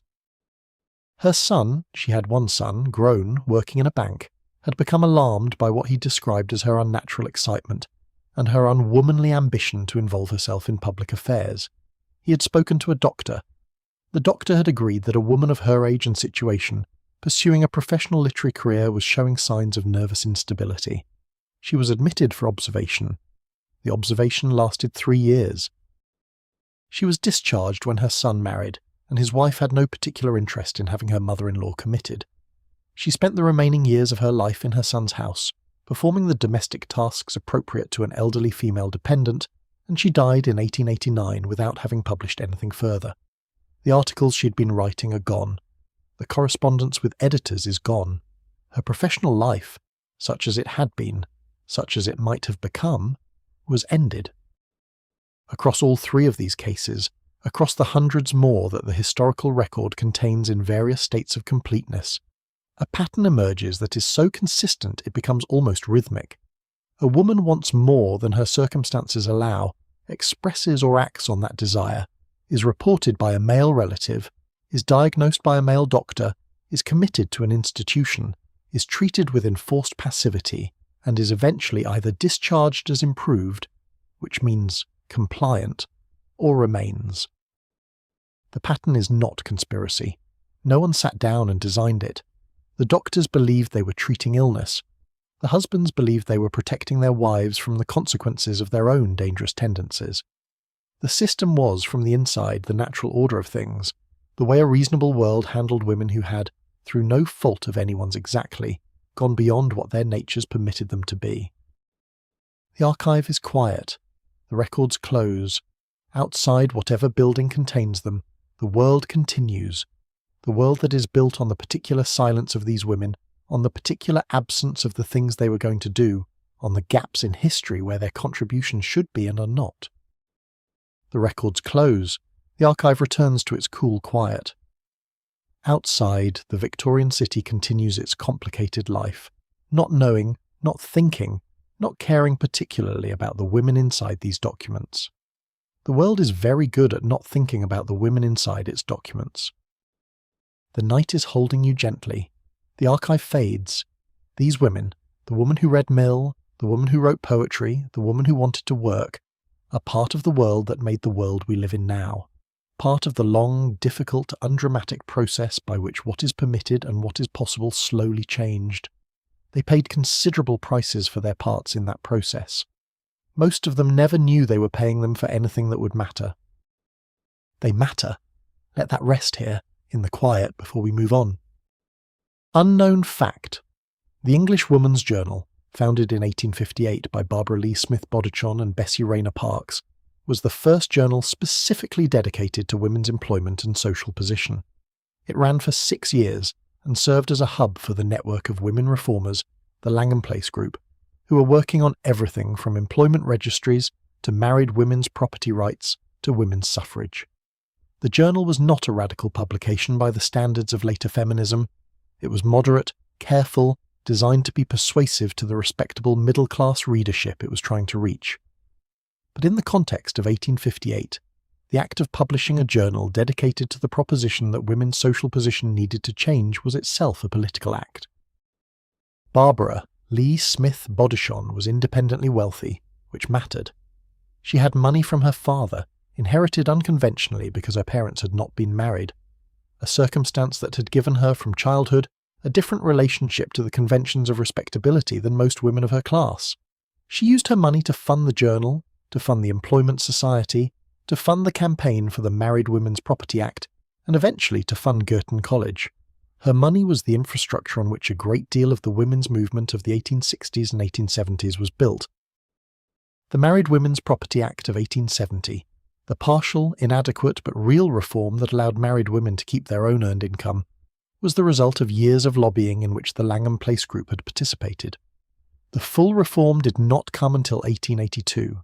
Until then, a woman's property, on marriage, became legally her husband's. This included not only her assets, but her earnings, and, crucially for our purposes, any books she bought. The woman who bought her books with her own money, in a legal sense, bought them with her husband's money. The private library was his property. This legal background is not incidental. The campaign to change the married women's property laws was inseparable from the campaign to change women's access to education and employment, because the legal framework made women's economic independence impossible without reform. You could not truly own your books if you could not truly own anything. The private library, the shelves with the forbidden books, the Aristotle inside the sermons, existed in a legal context that denied its owner the basic right of ownership. The women of the Langham Place Group knew this. Their campaigns were coordinated precisely because they understood that the individual reforms were connected, that property rights and employment rights and educational rights and political rights were all manifestations of the same underlying problem, which was the legal construction of women as dependents rather than persons. The evening is quiet around the offices of the English Woman's Journal. The typesetters have gone home, the editors are locking up. On the desk, the next issue is laid out, with its articles about women's employment and its reports on the Married Women's Property Petition, and its reviews of books by women about women's experience. The street outside is bright with the gas lamps of Langham Place. The night is coming on. The Lending Library is a Victorian institution that deserves more attention than it usually receives. Moody's Select Library, founded by Charles Edward Moody in 1842, was the largest and most influential subscription lending library of the Victorian period. By the 1850s and 1860s, it was subscribing to tens of thousands of copies of new titles each year, and its decisions about which books to stock effectively controlled which novels were commercially viable. A novel that Moody's refused to stock would struggle to find a sufficient readership. Moody's was self-consciously moral in its selections. It advertised itself as a library suitable for family reading, which is to say, suitable for women and children as well as men. This standard was applied to the fiction it stocked. Novels with explicit sexual content, novels with unconventional moral conclusions, novels that endorsed positions incompatible with conventional religious belief were liable to be excluded. The exclusion was not a formal censorship. It was a market mechanism that produced the same effect as censorship without requiring anyone to formally ban anything. Unknown fact: the 3-volume novel, the standard format of Victorian fiction, was a Moody's creation, or at least a Moody's convenience. The format allowed Moody's to lend a single novel to 3 different subscribers simultaneously, with each subscriber holding 1 volume at a time. The economics of the lending library shaped the physical form of the Victorian novel, and the moral standards of the lending library shaped its content. The woman reading a Moody's novel in her drawing room was reading something that had been filtered through a system of commercial morality before it reached her hands. Some of the most important Victorian novels circulated despite Moody's, rather than through it. George Meredith's The Ordeal of Richard Feverel, which Moody's refused to stock following complaints about its content, found readers nonetheless, but fewer of them and with greater difficulty. The infrastructure of Victorian reading culture was not neutral. It was a system of cultural regulation, as surely as the medical discourse about women's reading, and the two systems reinforced each other. It would be easy, and it would be wrong to make simple villains of the Victorian doctors. The men who wrote these diagnoses, who certified these women, who designed the rest cure and administered it with such confidence, they were not evil. They were, by the standards of their time and training, trying to help. They believed what they wrote. They had read the same literature, trained in the same institutions, been shaped by the same intellectual culture, and what that culture told them about women's minds and women's bodies was what they understood to be true. This is not an excuse. It is something more uncomfortable than an excuse. It is a reminder that confident error is possible, that the language of science and medicine can be used to dress up prejudice in the robes of knowledge, and that the people doing the dressing often cannot see what they are doing. It is a reminder that belongs not only to the Victorian past.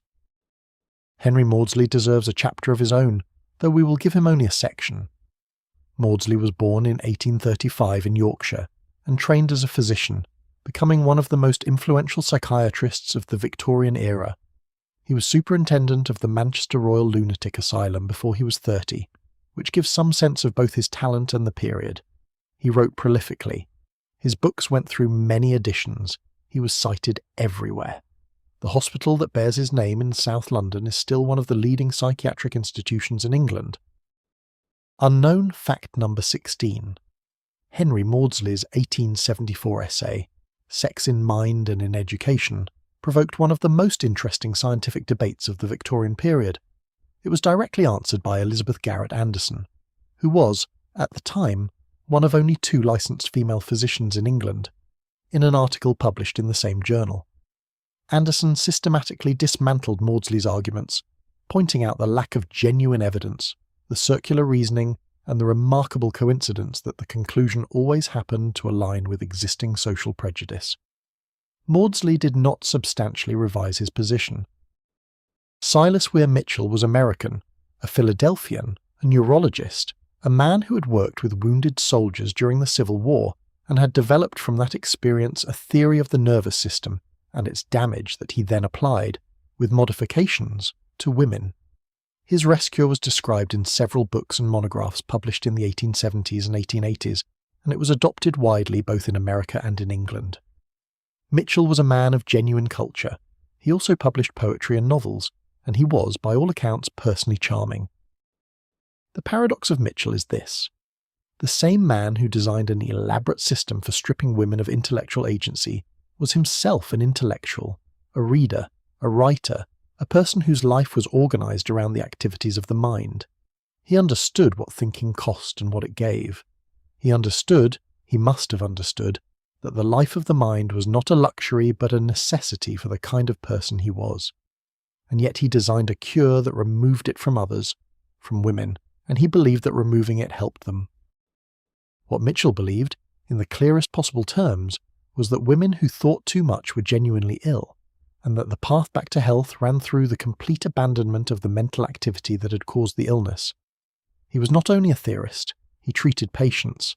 He sat across desks from real women, educated, intelligent, exhausted women, and told them that their intelligence was their illness, that the cure was its surrender. He meant it kindly. He was certain he was right. Unknown fact number 17. Weir Mitchell's rescue was administered not only to women who had been reading too much, but also to women who had suffered genuine trauma, women with postpartum depression, women with anxiety and grief. In all cases, the treatment was the same: rest, food, no intellectual activity. The assumption embedded in the cure was that the female nervous system, in distress, required not engagement, but withdrawal. We now know that social isolation and enforced inactivity are among the least effective and most damaging responses to depression and anxiety. James Crichton Browne was another figure in this story, a Scottish physician who served as medical director of the West Riding Pauper Lunatic Asylum in Yorkshire, and who was a leading figure in Victorian psychiatry. Crichton Browne was in certain respects genuinely progressive. He was interested in the social determinants of mental illness in a way that many of his contemporaries were not, and he recognised that poverty and poor living conditions contributed to the high rates of mental illness among the poor. But Crichton Browne also held and published opinions about women's intellectual capacity that were characteristic of his time. He believed that women's brains were smaller and less complex than men's brains, an argument that drew on the new science of anthropometry, the measuring of bodies and skulls to draw conclusions about intelligence and capacity, a science that consistently found, through methods whose circularity we can now trace very easily, that whatever was true of white European men was the gold standard against which all other groups were measured and found wanting. The consulting rooms of Victorian London contained, in this period, a remarkable concentration of intelligent, well-read, scientifically trained men who were constructing, in careful collaboration, a theory of human nature that had women in it as a subspecies, not inferior exactly, in the polite Victorian framing, but differently organised, designed for different purposes, in need of different management. The theory was not hateful. It was paternalistic, which is a different kind of wrong. Unknown fact number 18, Victorian anthropometry, the science of measuring skulls and bodies to determine intellectual capacity, consistently produced results that confirmed the existing social hierarchy. Men's skulls were larger than women's skulls, therefore men were more intelligent. European skulls had certain features that were associated with higher intelligence, while non-European skulls had different features associated with lower intelligence. The measurements were real. The interpretations were products of the same culture that had decided what it wanted to find before it began measuring. There were dissenting voices. Not many, not loudly, but they existed. Elizabeth Garrett Anderson, as we have seen, challenged Maudsley directly. Frances Power Cobb, a journalist and social reformer, wrote extensively about the mistreatment of women by the medical establishment, including a devastating analysis of the rest cure and its effects. Mary Putnam Jacobi, an American physician who had trained in Paris, she was the first woman admitted to the École de Médecine, conducted clinical research specifically designed to disprove the theory that menstruation depleted women's intellectual capacity, and published a prize-winning paper in 1876 demonstrating that women's cognitive function was not impaired during menstruation. Her paper was largely ignored. Unknown fact number 19. Mary Putnam. Jacobi submitted her research paper to the Boylston Prize competition at Harvard Medical School under a pseudonym because she knew that if the judges knew the author was a woman, the paper would not receive serious consideration. She won the prize.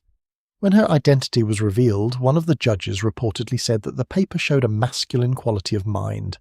This was intended as a compliment. The dissenting voices are important not because they change the consensus in the short term. They did not. But because they demonstrate that the consensus was not inevitable, was not the only thing that an intelligent person examining the evidence could conclude. There were, within the Victorian period, women and some men who saw clearly what the theory was doing, who understood its circular reasoning and its confirmation bias, who pointed these things out in the appropriate professional forums and were largely ignored. Being largely ignored is not the same as being wrong. The ignored voices accumulate over time, and the consensus they were speaking against grows old and brittle, and is eventually replaced by something that incorporates, sometimes without acknowledgement, the arguments of those who'd been dismissed. The men who believed they were helping are not all the same. Some were more rigorous than others. Some were more attentive to evidence. Some showed, in their private correspondence, doubts about the theories they were publicly defending, the tension between what they believed and what they were supposed to believe, the way that professional consensus sometimes runs ahead of private conviction. But the professional consensus held. The diagnostic categories remained in place. The certifications continued to be signed. The women continued to be admitted and treated and discharged and readmitted and treated again. The system persisted because it served functions that had nothing to do with medicine. It served the regulation of a woman's behaviour, the enforcement of domestic compliance, the management of the anxiety that educated, ambitious women provoked in a world built on the assumption that they should not exist. The firelight in the consulting room has burned down to embers now. The doctor has put on his coat. His last patient of the evening was a woman of 35 who had been reading philosophy, and he has prescribed a month's rest and the cessation of all reading. He is satisfied with this. He has, he believes, done his work well. Outside, the city is beginning its evening. People are walking home, shops are closing. The newspaper boys are calling the final edition on the corners. Somewhere a woman is opening a book she's been saving all day for this moment. The quiet moment when the household settles and the lamp is lit and the world briefly permits her to be only herself. The doctor does not know about her. He will not know, and if he does not know, he cannot diagnose her, and if he cannot diagnose her, she can read in peace until the candle runs out. Unknown fact. The Newnham Health Study of 1887, conducted by the college's own staff in response to the ongoing medical debate about women's education, gathered data on the health of current and former Newnham students. The results showed that the women who had studied at Newnham were, on average, in better health than comparable women who had not. The study was thorough, and its methodology was defensible. It was also almost entirely ignored by the medical establishment. Henry Maudsley, who had published his argument against women's higher education in 1874, did not revise his position in response to the Newnham data. The data simply did not fit the theory, and the theory was more important. This is how established medical knowledge works when it is wrong. The data that contradicts it is not considered evidence of error. It is considered anomalous, exceptional, requiring further investigation before its implications can be accepted. The data that confirms the theory is accepted as evidence immediately, without the same demand for replication or broader context. The asymmetry is not always conscious. It is built into the structure of how human beings, including scientists, process information that contradicts their existing beliefs. Elizabeth Garrett Anderson's reply to Maudsley in 1874, published in the Fortnightly Review in the same year as his article, is a model of controlled intellectual demolition. She takes his arguments one by one, examines the evidence he cites, and shows, methodically, that the evidence does not support the conclusions. She points out that the American women whose health Clark had described in Sex and Education were not representative of women students generally, that Clark's sample was small and selected, that his conclusions far outran his evidence. She writes with the precision of someone who has spent years navigating a professional world that required her to be better than the men around her in order to be taken seriously. Every sentence is carefully constructed. Every argument is grounded in observable fact.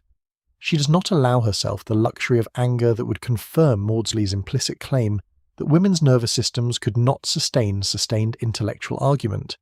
She is sustained. She is precise. She is right. Unknown fact. The Fortnightly Review, which published both Maudsley's article and Garrett Anderson's reply, was one of the most intellectually serious periodicals in the Victorian period.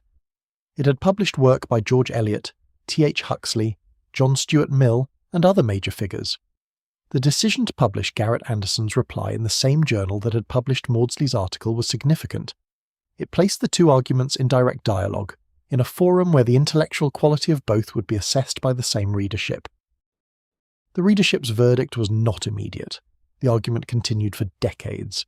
But the fact of the reply, the publicly available counter-argument, grounded in evidence, made in the same intellectual register as the argument it was contesting, was itself a form of progress. The debate was no longer one-sided. The women's position was on the record. The Newnham Gardens in the early evening. The students are returning from lectures, their books under their arms, their conversations continuing from the seminar room into the garden path. They are talking about mathematics, about languages, about history. They are talking about the examination that is coming, the passages that need to be revised, the demonstrative problems that are still unclear. They are also probably talking about dinner, about a funny thing that happened this morning, about the letter from home that arrived this afternoon. They are, in other words, students. The elaborate theoretical edifice that has been constructed about the damage their studying is doing to them is not present in their conversations. They are simply learning things, which is what they came here to do. The evening light falls across the Newnham lawns. In the distance, the Cambridge spires are visible, the institution that will not give them degrees, that maintains its pretense of their absence for another 60 years. For now, it does not matter. The evening's gentle, the books are under their arms, the work is going well. If you are drifting now, let yourself go. The rest of the story will be waiting. Subscribe so the next quiet evening is already here for you when you return. Sleep well and gently. The mid-Victorian period is also the period during which the question of women's education moved from the margins of public discussion to its centre, not peacefully, not smoothly, not without the kind of resistance that sometimes looks like common sense until you understand the fear underneath it, but it moved. The first colleges for women at Cambridge opened in the 1860s and 1870s. The first women's medical school was established. The first female physicians were licensed.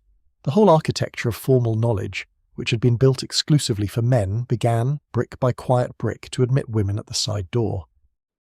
Girton College, Cambridge, was founded in 1869 by Emily Davies, who had spent the preceding decade arguing patiently and precisely that there was no intellectual reason why women should not receive the same university education as men. Her arguments were met with the full range of objections that the period had available, that women were not intellectually suited to university study, that the strain would damage their health, that educated women would become unsuitable wives and mothers, that the natural order of things would be disturbed, that the men who studied at Cambridge would find the presence of women distracting. Emily Davies was not a dramatic figure. She did not write novels or deliver speeches from platforms. She was a meticulous, patient, relentless administrator of change who understood that the educational system she was trying to open was not going to open itself and was not going to be opened by rhetoric alone. She spent years attending committees, writing letters, building coalitions, making the case over and over to audiences who were broadly polite and broadly resistant. The founding of Girton was, among other things, a triumph of persistence. Unknown, fact number 20. When Girton College was established, it was built some distance from Cambridge itself, 2 miles from the nearest college, specifically to prevent male students from encountering the female students too easily. The original Girton women had to travel to Cambridge for their examinations, and they were required to take those examinations in separate rooms, supervised by a woman, because their presence in the same room as male examinees was considered inappropriate. The first women who sat the Cambridge Mathematics Tripos, the most rigorous examination in England at the time, were not permitted to receive degrees, even when their marks placed them at the top of the field. In 1890, a student named Philippa Fawcett, the daughter of Millicent Fawcett, who had become the leading figure of the suffrage movement, sat the Cambridge Mathematics Tripos and placed above the senior wrangler, the student who had come first among all the male examinees. This was an extraordinary achievement. She was acknowledged in the examination hall. She was celebrated in the newspapers. She was noted as having demonstrated, in the most public and unambiguous way possible, that the intellectual capacity of women was not inferior to that of men in even the most demanding field of academic study. She did not receive a degree. Cambridge would not award degrees to women until 1948. Unknown fact number 21. Oxford admitted women to full membership, with full degrees, in 1920 after the First World War. Cambridge, as noted, waited until 1948. The argument made by the opponents of women's degrees, even in the early 20th century, was largely the same argument that had been made in the 1870s, that women's intellectual nature was different from men's, that degrees were designed for the male mind, and that women's participation in the degree structure would lower its value. The argument continued to function for decades after its empirical foundations had been thoroughly demolished. The women who went to Girton and Newnham in those early years were not, by any fair account, the fragile, nervous, intellectually vulnerable creatures that the medical establishment described. They were, by and large, extraordinarily resilient. They sat examinations that their male contemporaries had years of formal schooling to prepare for. Many of the early women students had educated themselves through sheer application to the point where they could compete at that level. They lived in institutions that were not designed for them, under rules that limited their freedom in ways their male counterparts' freedom was not limited, in a social environment that ranged from actively hostile to merely patronizing. And they thrived. Not all of them, and not without difficulty, but in aggregate, over decades, the women of Girton and Newnham produced a body of academic achievement that demolished, slowly and irrefutably, the medical theory that higher education damaged women's health. The women who studied there did not suffer the reproductive damage that Henry Maudsley had predicted. They did not break down under the strain of academic work. They did not, in any measurable way, suffer the consequences that the nervous disease theorists had described. Unknown fact number 22. In 1887, a formal study was conducted at Newnham College to investigate whether the education provided there was damaging women's health in the ways that Maudsley and others had predicted. The study, conducted by the college's own medical officer, found that the health of Newnham students was comparable to that of women of similar class and background, who were not in higher education, and in some respects better. They had regular hours, adequate food, and access to medical care that their domestic counterparts did not always have. The study was published. It did not significantly change the medical consensus. Elizabeth Garrett Anderson, who we have already met as a critic of Maudsley, deserves more time here. Her path to medical qualification is one of the defining stories of Victorian women's history, and it is worth following in some detail because it illustrates with particular clarity both the determination required and the obstacles constructed.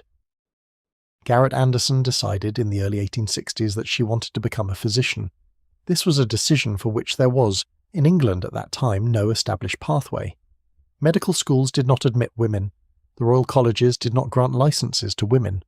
The entire structure of medical qualification had been built without women in mind, and had accumulated over time a series of formal and informal barriers that together constituted an effective prohibition. She found the gaps.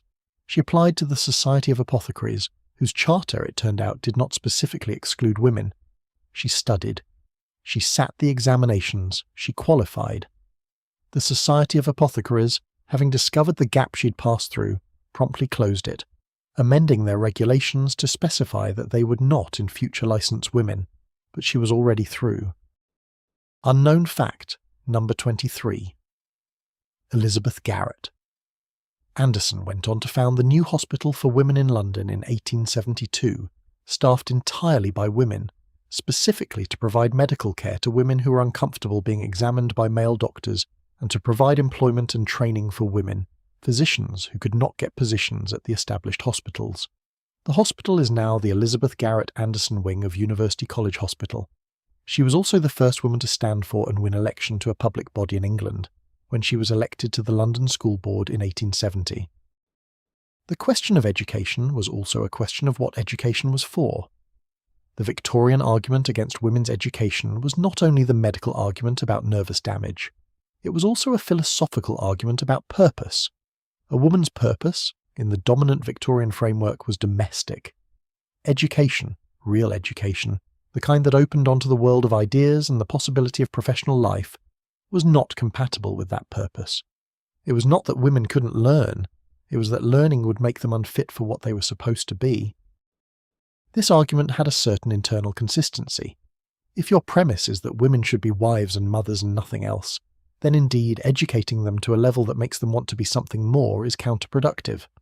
The women who went to Girton and Newnham were, in this sense, exactly what the anti-education movement feared. Women who had tasted the life of the mind and were no longer satisfied with less. The only response to their existence that preserved the original premise was to say that they were aberrations, were freaks of constitution, were women who had managed to survive what should have destroyed them. The rooms of Girton and Newnham in the autumn term of 1873 or 1878 or 1885, the particular rooms where the first women students lived, studied, argued, and became what they had not been before, had their own smell and texture and weight. The gas lamps, the books on the shelves, the same books the men at King's and Trinity were reading, finally available and legitimate and owned openly, not hidden inside devotional covers. The particular sound of the Cambridge wind in October, which has a different quality from the London wind, something older in it, something that has been moving across flat country for a long time. The autumn leaves are falling outside the college windows now.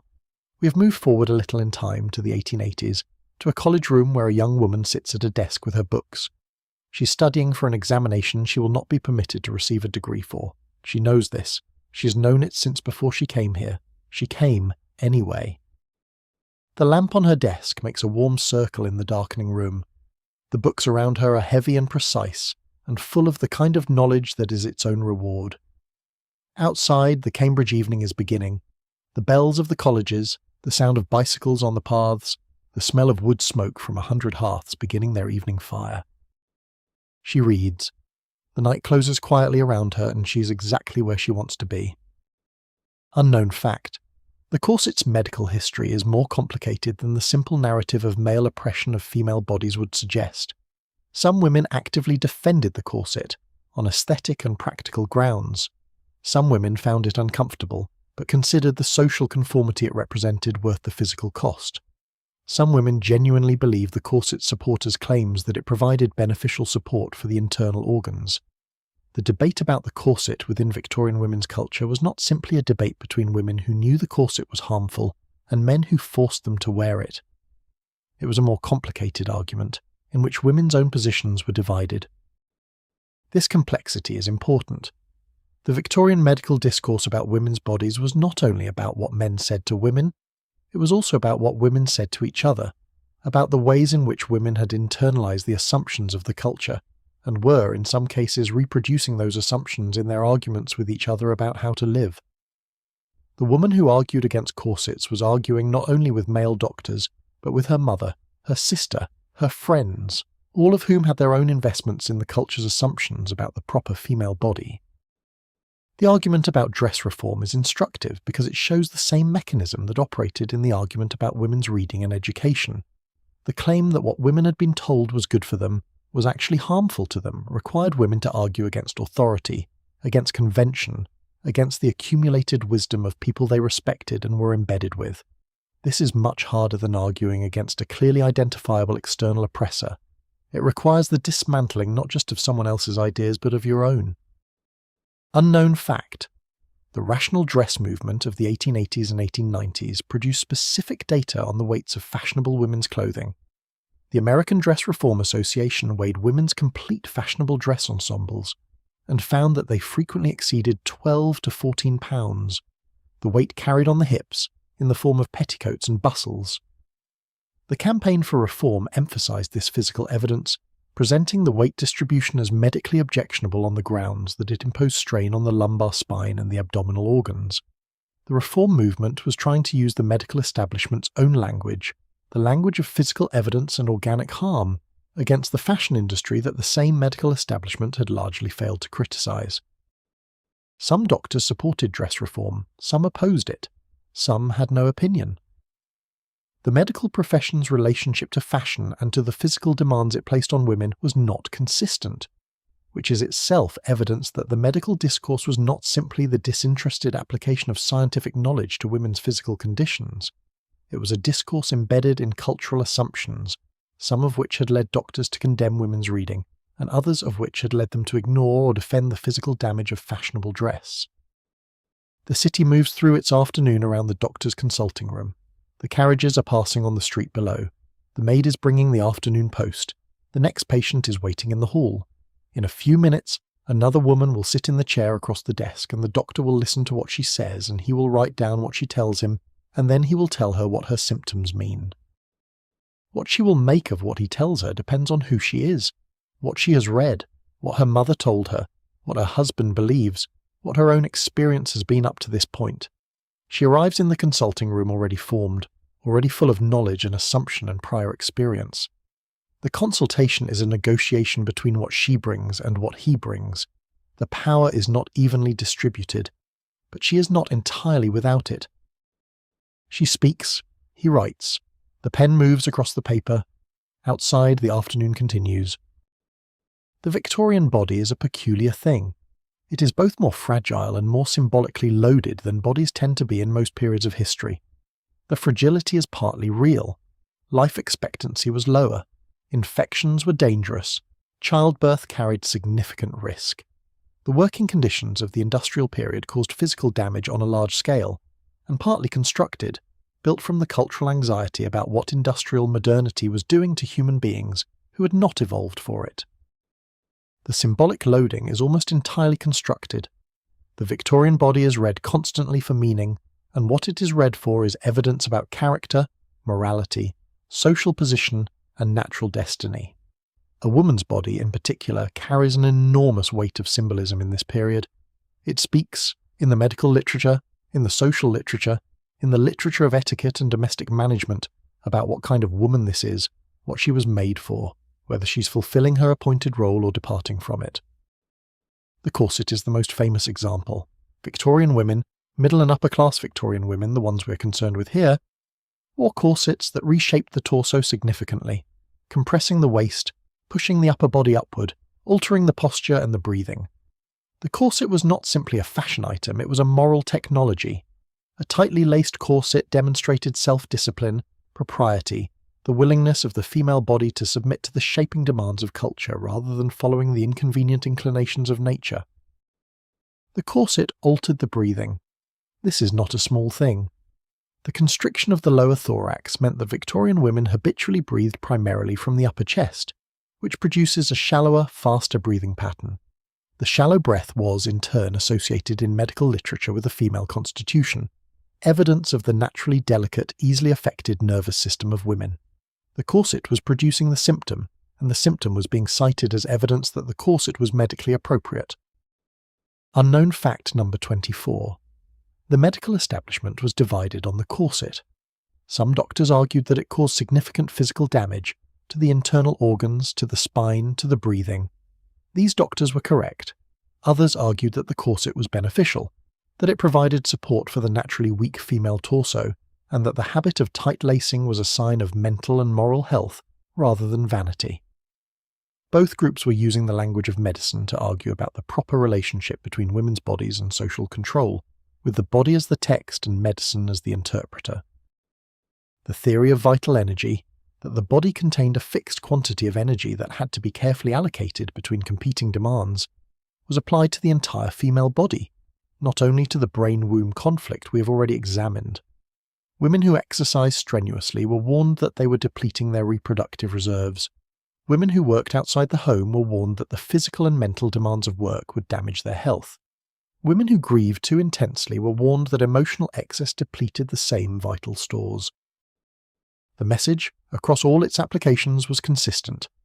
The female body was a delicate system that required careful management, and the management required the woman's cooperation in limiting herself.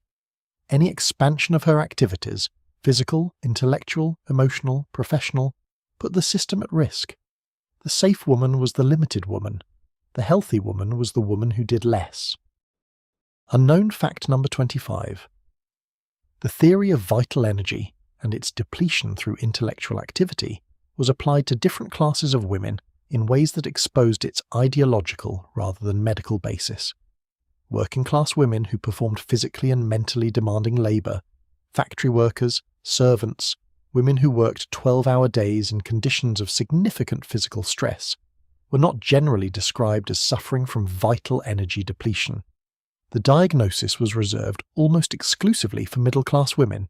This is not because working-class women were less susceptible. It is because the theory was never really about energy. It was about controlling the behaviour of a specific group of women.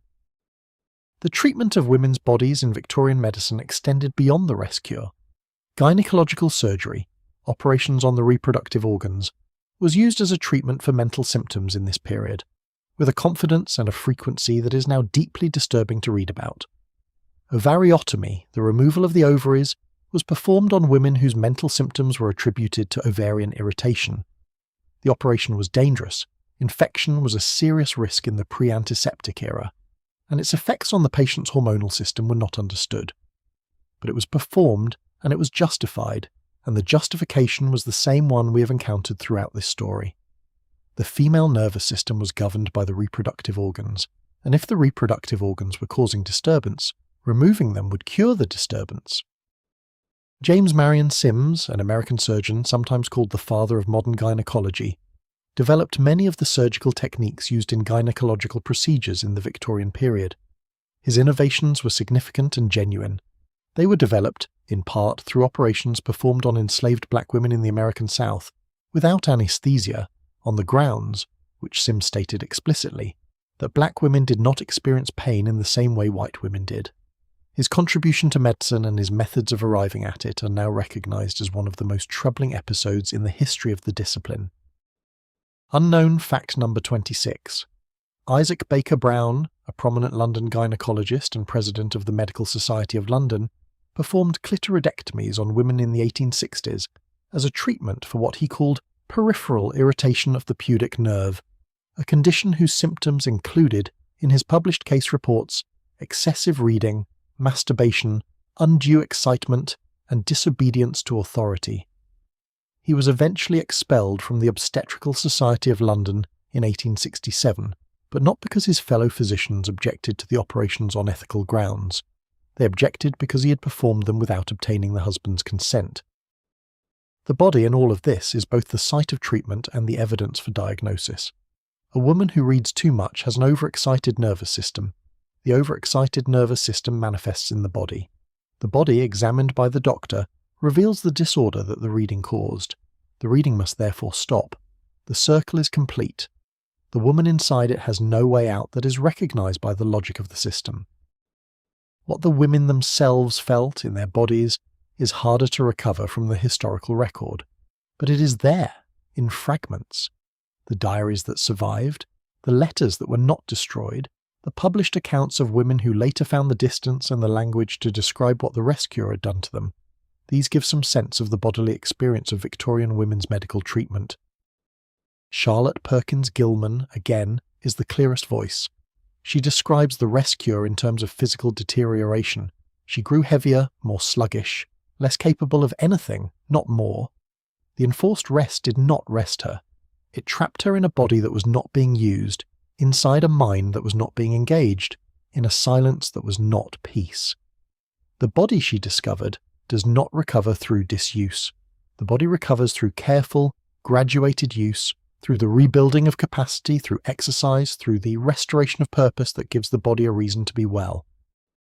Virginia Woolf, who would suffer severe depressive episodes throughout her life and who would eventually die by suicide in 1941, also underwent versions of the rest cure prescribed to her for her breakdowns. She described the experience in letters and in her diary with a precision that is heartbreaking.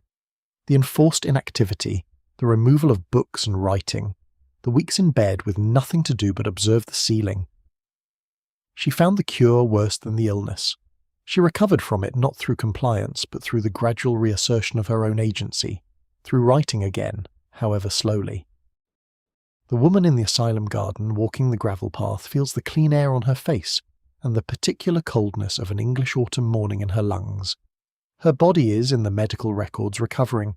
She eats her meals. She sleeps her hours. She does not argue with the nurses. She is improving. What recovering means for her, what the body coming back to itself actually feels like from inside, is not recorded. The medical notes describe compliance, not recovery. They describe the surface of the body as it appears to the observer, not the interior as it is experienced by the person living in it. Perhaps in the quiet of the garden she's simply waiting. Bodies know how to wait. They have an enormous patience when given no alternative. They carry their interior lives carefully, hidden from the observers who walk alongside them taking notes, and they wait for the world to change. The morning mist is lifting from the asylum grounds. The gravel path continues. The ha-ha lies invisible somewhere ahead, doing its quiet work of containment. The woman walks and breathes and waits. The chrysanthemums have gone over now. The bed along the south wall holds only their dry stems, waiting for the gardener to cut them back. November has come to the asylum grounds, and the light is thinner, and the walks are shorter, and the common room fire is lit earlier in the afternoons. The rhythm of the asylum year turns on its own slow axis, regular and impersonal, and the woman in the garden breathes the cold air of late autumn and carries her interior world like a small flame inside a lantern, carefully against the wind. Unknown fact. The asylum diet in Victorian England was, by modern nutritional standards, severely deficient in several key areas. Fresh vegetables and fruit were limited. Protein was adequate in some institutions and insufficient in others. The official asylum diet for women was frequently lower in calories than the diet for men in the same institution, on the basis that women required less food, a claim that was not subjected to any particular scrutiny, and that continued to be applied even to women engaged in the physical labour that many asylums required of female patients. The women who worked in the asylum laundries were performing physical labour that was, by caloric demand, equivalent to the work of men in comparable positions outside the asylum. They were, in many institutions, receiving a diet calibrated for sedentary middle-class women, the population that the theory of vital energy had in mind when it theorised about women's constitutionally delicate systems. The gap between the theory and the institutional reality was rarely examined. There were asylum superintendents who noticed and objected. Connolly at Hanwell was genuinely concerned with the physical welfare of his patients, but the gap between the reforming intentions of individual superintendents and the daily reality of institutional life was often substantial, and filled with the small cruelties of under-resourced, understaffed institutions managing more patients than they were designed to hold. The woman on the asylum walk knows her own body. She knows that she's colder than she should be, that the food is not enough, that the cold of the November morning is getting into her bones in a way it did not used to. She knows the difference between the coldness of illness and the coldness of not enough food and not enough warmth, because she has lived in her body for long enough to know how it works. Her knowledge is not the doctor's knowledge. It has no Latin names, no systematic vocabulary, but it is accurate and it is hers. This is one of the cruelties of the Victorian diagnostic system. Not only did it impose its wrong ideas upon women, it also systematically denied women the authority to speak from the knowledge they had of their own experience. A woman who reported that she was cold was met with the record that her temperature was normal.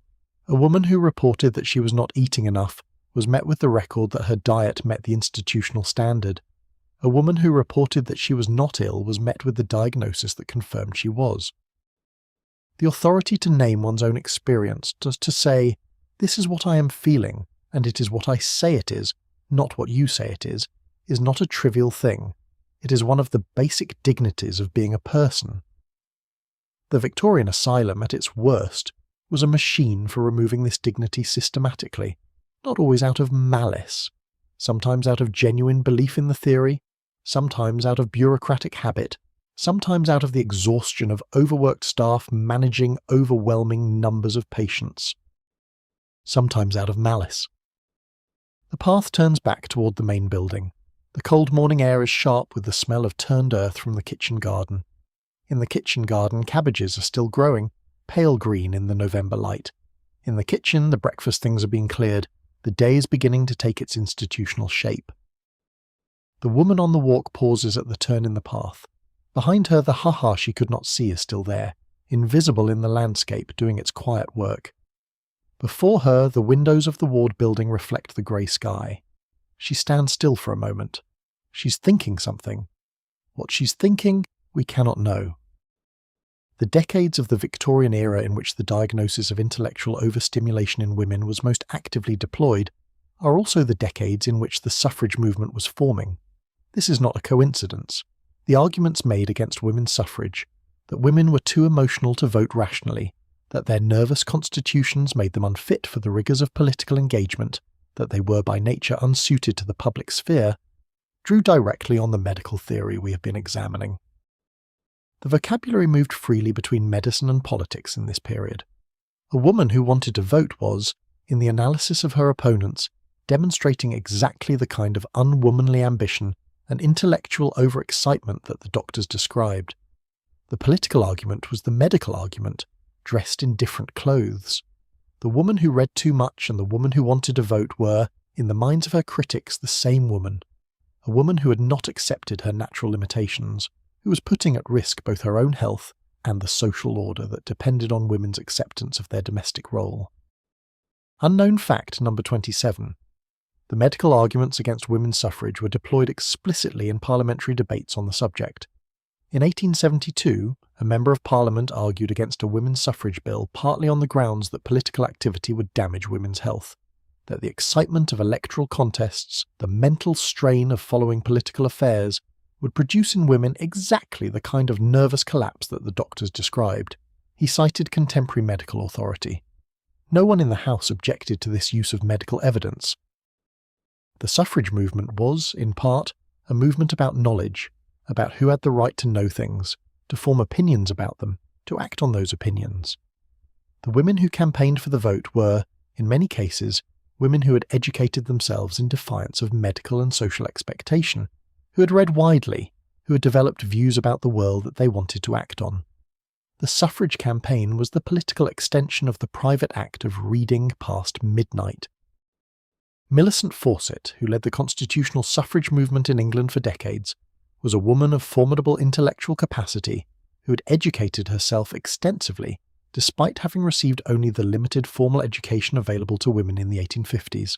She was a published economist. She was an expert on political philosophy. She knew more about the history of parliamentary government than most of the members of Parliament she was trying to persuade. The doctors would have recognised her symptom list immediately. Excessive reading, intellectual excitement, public activity, unwomanly engagement with the political sphere. What they could not recognise, because their framework had no space for it, was the possibility that a woman of this kind was not ill, was not distorted by excessive intellect, was simply a very capable person who had been denied appropriate outlets for her capabilities and was finding them anyway. Fawcett's personal history contained, embedded within it, a kind of quiet argument against the medical theory. She had been reading and studying and thinking seriously since childhood.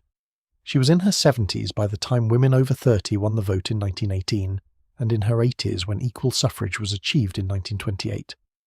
She had spent 6 decades of sustained intellectual and political work, and she was, by every observable measure, in full possession of her faculties to the end. The nervous collapse predicted by the medical theory never came. Unknown. Fact number 28. The force-feeding of suffragettes who went on hunger strike in prison is one of the most documented examples of Victorian and Edwardian medical practice being used against women in a political context. Force-feeding was described by the medical officers who administered it as a therapeutic necessity. The women were putting their health at risk and doctors had a duty to preserve their health. The women who experienced it described it as torture. Both descriptions are in their way accurate. The medical framing served to make a political act of punishment available as a medical procedure. Sylvia Pankhurst, who went on hunger strike multiple times while imprisoned, described the force-feeding in terms that are difficult to read. The physical experience, the tube passed through the nose or mouth, the pressure of the feeding, the violation of the body's most basic controls, was understood by the women who endured it as a deliberate assault. The medical officers who performed it understood it as care, as treatment, as the responsible management of patients who were injuring themselves through political stubbornness. The relationship between medicine and politics in the Victorian era is not simple, and it would be a mistake to suggest that all the doctors were consciously serving political ends. Many of them believed genuinely that they were doing science, not politics, but the science they were doing was not performed in a vacuum. It was performed in a culture with strong prior commitments to certain conclusions, and those commitments shaped which questions were asked, which evidence was gathered, which interpretations were favoured, and which women ended up in the consulting rooms and asylums that defined the field. The question of women's access to political power and the question of women's access to intellectual life were understood, by both supporters and opponents, to be the same question. The women who wanted to vote were the women who wanted to read. The women who wanted to read were the women who would end up wanting to vote. The medical diagnosis of too much reading was, at its heart, a diagnosis of political ambition, a diagnosis that made social and political aspiration a form of disease, and made the doctor who could cure it a servant of the existing order.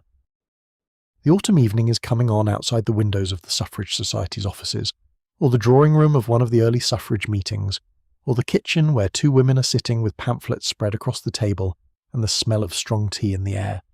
The political work of changing a world happens in rooms like this, in the unglamorous space between theory and action, in the arguments made and remade until they are finally convincing, in the patience of people who are working against a system that is not designed to hear them. There is something deeply, quietly, moving about this history, viewed from the distance we now have from it. The women who read in secret, who argued with their doctors, who went on educating themselves despite the medical consensus that it would harm them, who slowly and collectively and without dramatic single moments changed the landscape of what women were permitted to be. They did not experience themselves as historical actors. They experienced themselves as people trying to live the kinds of lives that seemed right to them, inside a world that kept telling them they were wrong. The telling continued for a long time. The diagnoses continued. The certifications continued. Women were still being admitted to asylums in the early 20th century for symptoms whose underlying causes were more social than medical. The language changed slowly. Hysteria was eventually abandoned as a diagnosis. The theory of vital energy fell away.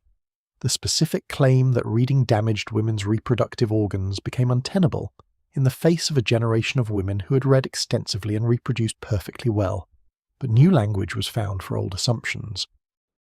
We have not entirely left this story behind. The basic mechanism, the use of medical or quasi-medical language to pathologize women's behavior, to locate in women's bodies the cause of their social difficulties, To recommend as treatment the cessation of the activities that are causing the difficulty recurs throughout the 20th century and in different forms in the 21st. The vocabulary changes. The assumption underneath it is more durable. The political meeting has ended now. The pamphlets are stacked. The teacups are washed. The women who sat in the kitchen are walking home through the evening city, past the gaslights that are beginning their work against the dark, past the policemen and the carriage horses and the newspaper sellers, through the city that does not yet know what they are building in its midst. The evening is settling. The lamps are lit. Outside, the city is moving through its evening in its usual way, carrying its millions of lives, most of them unnoticed, most of them private, most of them doing the quiet work of being human in a world that does not always acknowledge what that costs. Rest here. Let the political evening settle into something quieter. There is more to see, but for now, let the room grow still. Unknown fact. The relationship between the women's suffrage movement and the temperance movement in the late Victorian period is an instructive case study in the complexity of women's political alliances. Many prominent suffragists were also temperance campaigners because alcohol was a significant cause of domestic violence and because the legal exclusion of women from the political process left them without formal recourse against its effects. The temperance movement was one of the few organised political causes in which women's participation was not only tolerated but welcomed. It offered a training ground in public speaking, organisation and political argument that fed directly into the suffrage campaign. But the alliance also illustrates the contradictions that complicated the women's movement throughout the period. Temperance politics could be socially conservative, aligned with nonconformist Protestantism, hostile to the pleasures of working-class life, concerned as much with moral regulation as with women's rights. The women who led the temperance movement were not all feminists in any coherent sense. The overlap between the movements was genuine but partial. The same complexity applies to the relationship between the suffrage movement and the medical establishment. There were doctors who supported women's suffrage. Elizabeth Garrett Anderson, whose medical career had required her to fight the medical establishment at every stage, was among the first women to register to vote when partial enfranchisement was granted in 1918. There were doctors who opposed it. There were doctors who supported it in principle, while continuing to diagnose their female patients with conditions caused by their intellectual activities. The line between politics and medicine was not a clear one. Unknown fact, the National Union of Women's Suffrage Societies, founded in 1897 and led for many years by Millicent Garrett Fawcett, sister of Elizabeth Garrett Anderson, pursued a constitutional law-abiding campaign that eventually succeeded. The Women's Social and Political Union, founded in 1903 by Emmeline Pankhurst and her daughters, pursued militant tactics including window smashing, arson, and the hunger strikes that led to force-feeding. The two organisations had very different political cultures and were sometimes in direct conflict. What they shared was the basic demand that women be recognised as political persons. The medical argument against women's suffrage, that women's constitutionally different nervous systems made them unsuited to the demands of political life, was made explicitly in Parliament. In 1872, Sir Henry Halford told the House of Commons that women's periodic physiological disturbances rendered them constitutionally unfit for the sustained rational thought that democratic participation required. This argument was made as a medical observation, grounded in the science of the period, presented as fact rather than opinion. The argument failed eventually, but it failed slowly. The partial enfranchisement of 1918 gave the vote only to women over 30 who met a property qualification. Still younger women and women without property were excluded. Full equal suffrage did not come until 1928. The medical argument against women's political participation was not abandoned. It was simply outweighed by other arguments. The evening light over the rooftops of the Victorian city is amber and grey, the particular light of the late afternoon in October, when the sun is low and the air is beginning to carry the smell of coal fires. The women walking home from the suffrage meeting have their hats pulled down against the wind. They are thinking about the next meeting, the next leaflet, the next argument to be made. They are also, most of them, thinking about dinner and tired feet, and whether the children have finished their homework. This is what political history tends to leave out, the ordinary texture of the lives in which political change is made. The suffrage campaign was conducted by women who also had to cook dinner, who also got headaches, who were also tired on Tuesday afternoons. The heroism, such as it was, happened in the margins of ordinary life. The coins in their purses are light tonight. The meetings cost money, and the money comes from the same household budgets that pay for food and fuel. The political work is an additional expense, in time as much as money. The women who gave most to the suffrage campaign often gave it at considerable cost to their domestic comfort and their relationships. Some of them paid with years they could not get back. The amber light deepens toward evening. The city is going on around them, indifferent or hostile or occasionally briefly supportive. The work is not over. It will not be over for a long time yet. But they are walking toward whatever comes next, which is the only direction there is. The relationship between women's suffrage and women's access to books and education was understood clearly by the movement's opponents. The women who wanted to vote were the women who had read Mill and Spencer and Wollstonecraft, and the arguments that supported their political claims. The women who had read those arguments were the women who had been given, or had seized, the educational access that made reading them possible. The campaign to restrict women's education and intellectual activity was, in part, a campaign to prevent the development of the political consciousness that would lead to demands for political rights. Unknown fact, the Women's Freedom League, formed in 1907 following a split in the Women's Social and Political Union, included among its members women who had been imprisoned for suffrage activities and women who continued to work in more moderate ways. The League's approach to civil disobedience was different from the WSPU's. It focused on tax resistance and the refusal to participate in the census.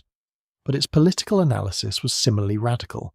Its members understood that the political exclusion of women was connected to all the other exclusions, from education, from the professions, from property rights, from the legal status of persons. The women of the Women's Freedom League were, in significant numbers, readers. They had read the books that the doctors had warned against. They had educated themselves in the ways that the educational establishment had tried to prevent. They had, in other words, done exactly what the theory had predicted they would do, accumulated the kind of knowledge and political consciousness that made them difficult to manage, and they had not been destroyed by it. This is the most direct refutation of the Victorian theory. The simple fact of the women who did what the theory said would harm them, and were not harmed. The women who read the dangerous books and sat the dangerous examinations, and pursued the dangerous professions. The women who outlived the doctors who had diagnosed them. The women who wrote the books that are still read now, while the doctors' case notes gather dust in archives. Every house of any pretension had a library in the Victorian period, or at least something that called itself one, a room or a section of a room, with shelves of books and perhaps a writing desk and a chair of the kind that invited sitting still for long periods. The library was, in the Victorian home, a masculine space. It was the husband's room. It held the husband's books. It was where he went when he needed to think, or to be alone, or to do the kind of work that required privacy and concentration. Women were not generally forbidden from the library. That would have been too crude. What kept them out was more subtle, the understanding that the library was not their space, that the books in it were not chosen for them, that sitting in the husband's chair at the husband's desk with the husband's books would have been a transgression whose exact nature was never articulated, but was nonetheless clearly understood. The library, in the Victorian domestic arrangement, was the room where the husband could be himself without performance. Its exclusion of women was part of what made it function.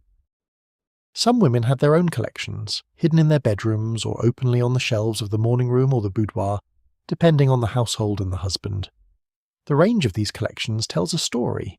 In some houses, the women's shelves held only what was expected: devotional works, improving essays, the kind of fiction that had been certified as safe. In other houses, behind the safe books, tucked beneath the devotional works or slipped inside the covers of more respectable volumes, there were other things, books that asked questions, books that proposed answers, books that could, in the language of the period, excite. Unknown fact: lending libraries were a significant source of books that women could not or would not buy openly. A woman could borrow a novel from Moody's, or one of its competitors, read it in private, and return it without having created any permanent record of her reading in the form of a purchased book. The borrowing ledgers of Victorian lending libraries, where they survive, show women's reading habits with a freedom that the contents of their private shelves might not: novels, political texts, scientific works that they would have been unlikely to display prominently at home. The relationship between women and books in this period had a physicality that is easy to forget when we think of reading as purely intellectual. The books themselves were objects, their weight, their smell, their texture under the fingers. The particular smell of old paper and binding glue and printer's ink that every old book has, that is one of the most powerful sense memory triggers that exists, that can carry you instantly back to specific readings at specific times in specific rooms. Victorian books were, in many cases, beautiful objects.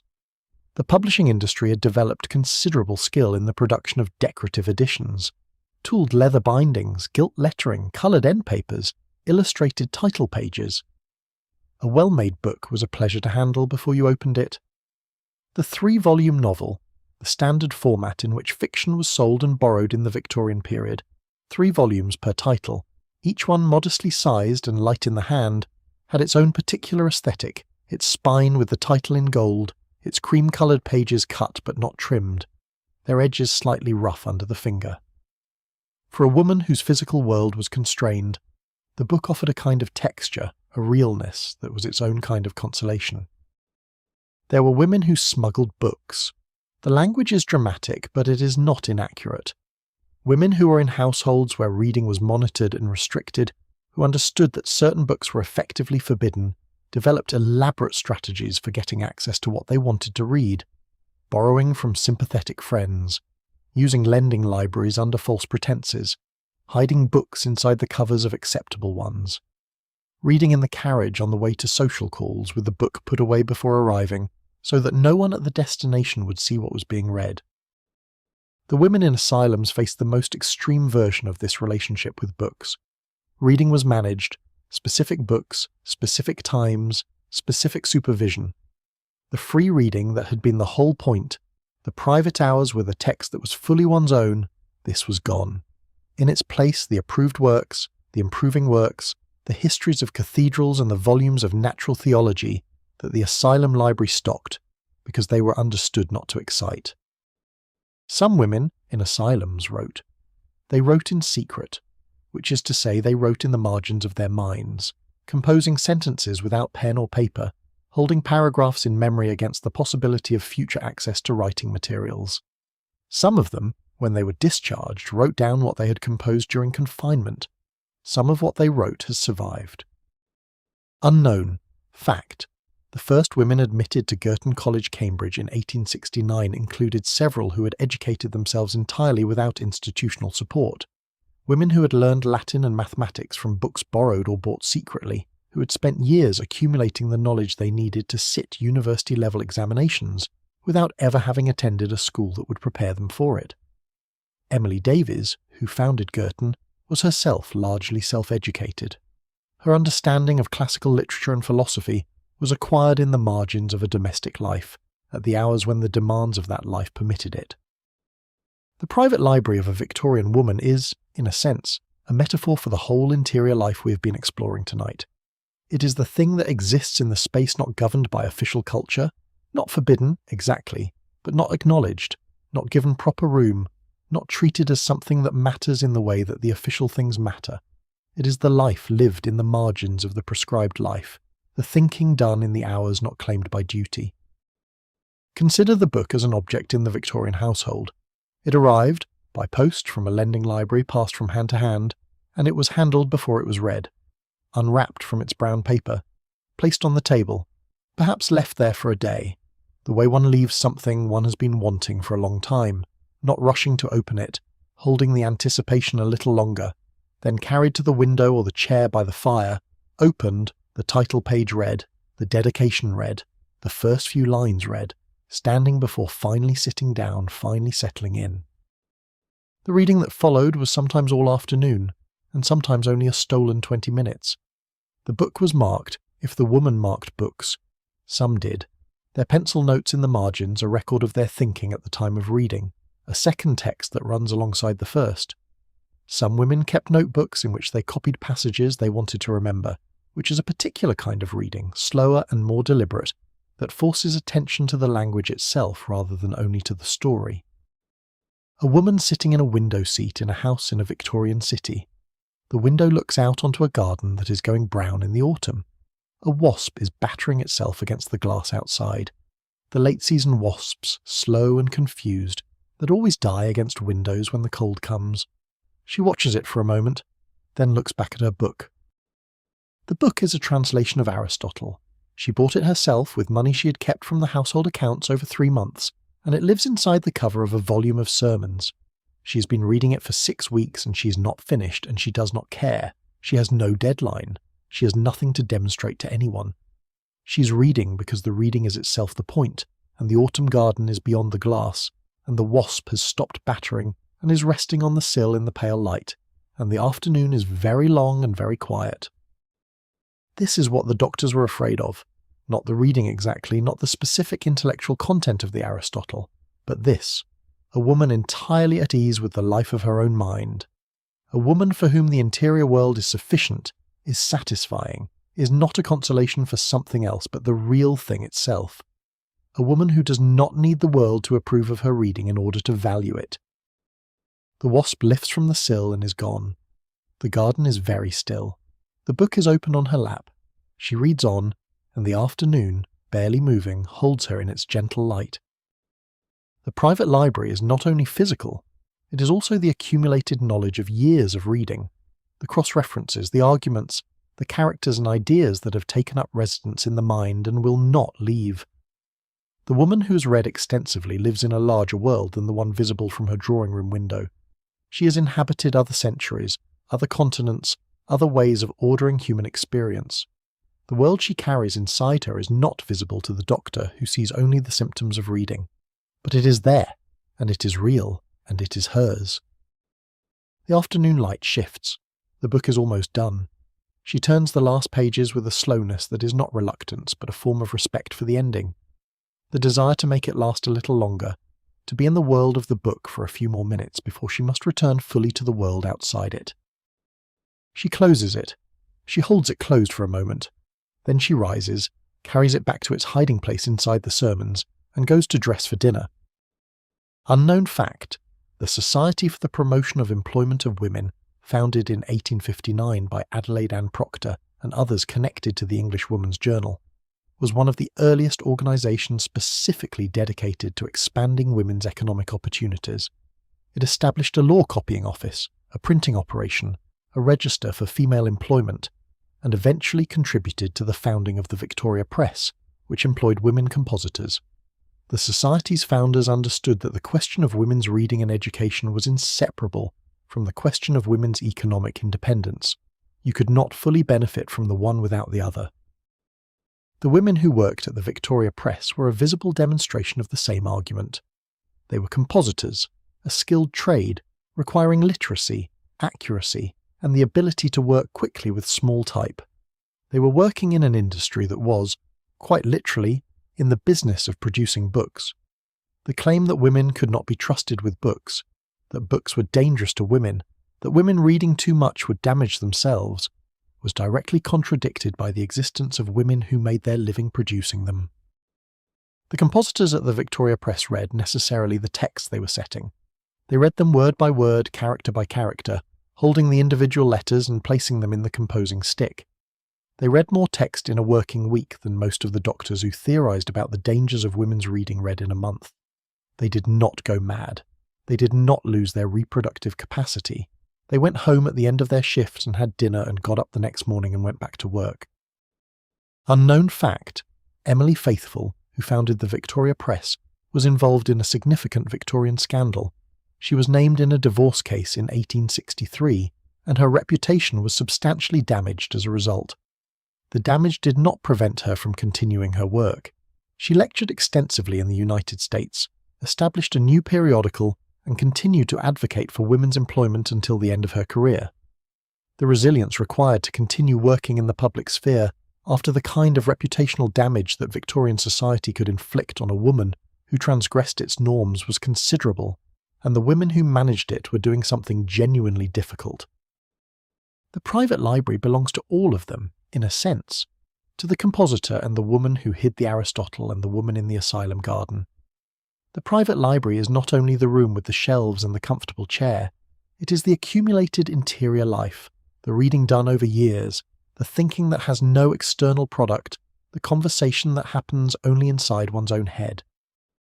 A woman's interior life in the Victorian period was in constant tension with the demands placed on her exterior one. The exterior life was visible, accessible, social. It was the life that showed up in the social calls and the charitable work in the management of the household. The interior life was not visible, and its invisibility was both its protection and its limitation. No one could see it, and therefore no one could directly regulate it. But no one could see it, and therefore it could not be shared, built upon, accumulated in the public forms that make knowledge grow. The women who wrote, who converted their interior lives into the external visible form of publication, were doing something that the theory explicitly identified as dangerous. And some of them were also doing something that the theory could not quite account for. They were demonstrating by the act of writing and the quality of what they wrote that their interior lives were not only real but rich, not only present but complex, not only personal but general. Middlemarch is not a personal document. It is a large, impersonal, generous work that takes seriously the interior lives of people who are not George Eliot, men and women, young and old, ambitious and resigned, happy and catastrophically unhappy. The quality of attention it brings to its characters is not the quality of attention that the theory said women were capable of. The theory said women's thinking was bounded by their bodies, their emotions, their domestic experience. Middlemarch proves on every page that this was wrong. The lamp is lower now. The autumn garden beyond the window is fully dark. The book is closed on the table, but the world it made is not closed.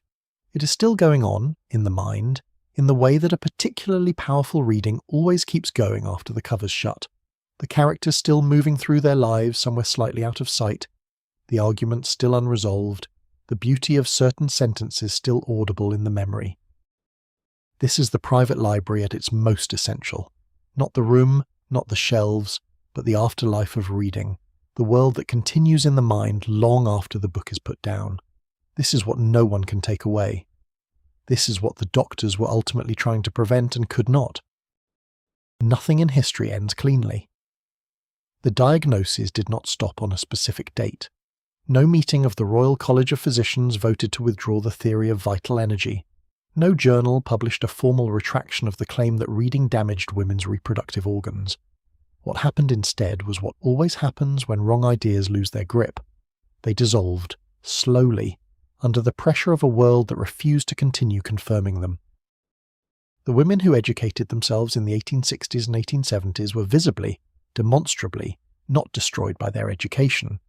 They finished their examinations, they practiced medicine, they wrote books, they managed organizations, they argued in public.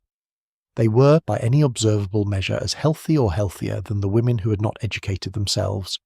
The empirical foundations of the theory began to erode. This did not happen quickly. The theory had strong defences. It could absorb counterexamples by treating them as exceptional, by suggesting that the particular women involved were unusually robust, by finding other explanations for the absence of the expected damage. And the theory served powerful interests. As long as middle-class women's domestic role was essential to the functioning of middle-class life, and as long as that domestic role required the suppression of intellectual and professional ambition, the theory that such suppression was medically necessary continued to be useful.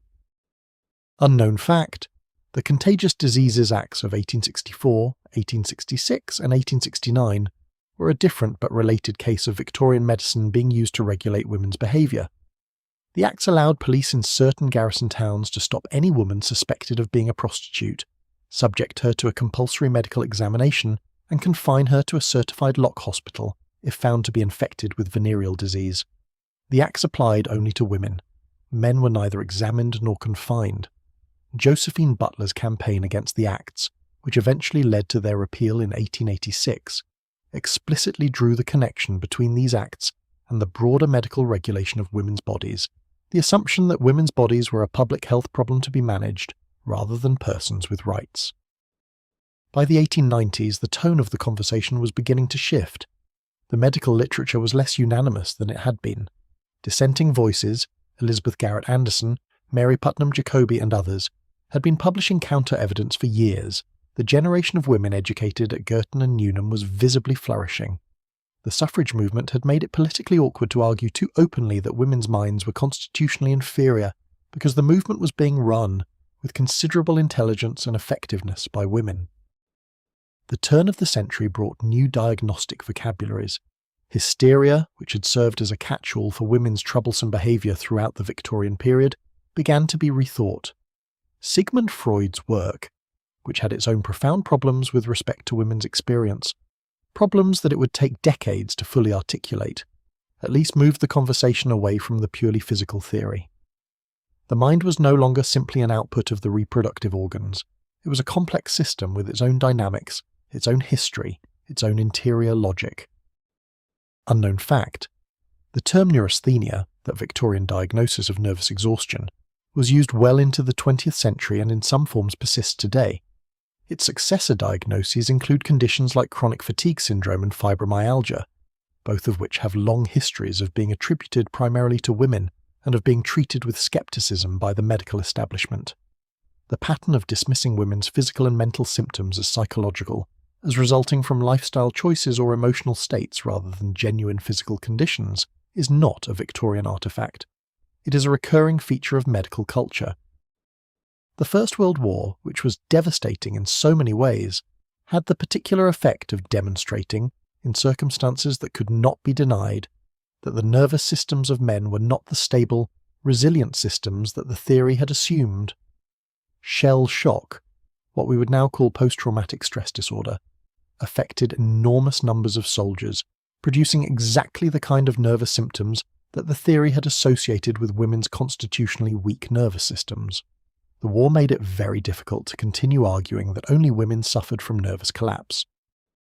Men who had been diagnosed with shell shock were, in the early stages of the war, often treated with versions of the same rescue that had been used on women: the enforced inactivity, the withdrawal of stimulation, the removal from the environment that had caused the breakdown. As with women, the rest cure was largely ineffective. What worked better, what W.H.R. Rivers discovered at Craiglockhart, where he treated Siegfried Sassoon and Wilfred Owen among others, was the opposite: engagement, conversation, the gradual return of agency to the patient. The women's medical establishment had been saying this for decades. It had not been listened to. Unknown fact: the experience of women who had been committed to Victorian asylums and subsequently discharged was, in most cases, one of permanent social damage. A woman who had been in an asylum was marked: her reputation in her community, her marriage prospects if she was unmarried, her husband's willingness to return to her if she was married, were all adversely affected. The diagnosis of mental illness followed women in a way that it did not follow men. A man who had experienced a breakdown might recover, return to his professional and social life, and eventually not be defined by the episode. A woman who had been committed was often defined by it for the rest of her life. The asylum at Hanwell in Middlesex was one of the large county asylums of the Victorian period. At its peak it housed over 2,000 patients.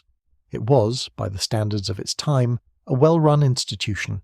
John Connolly, its superintendent in the 1840s, pioneered the non-restraint movement, which eliminated the use of physical restraints in the asylum's wards.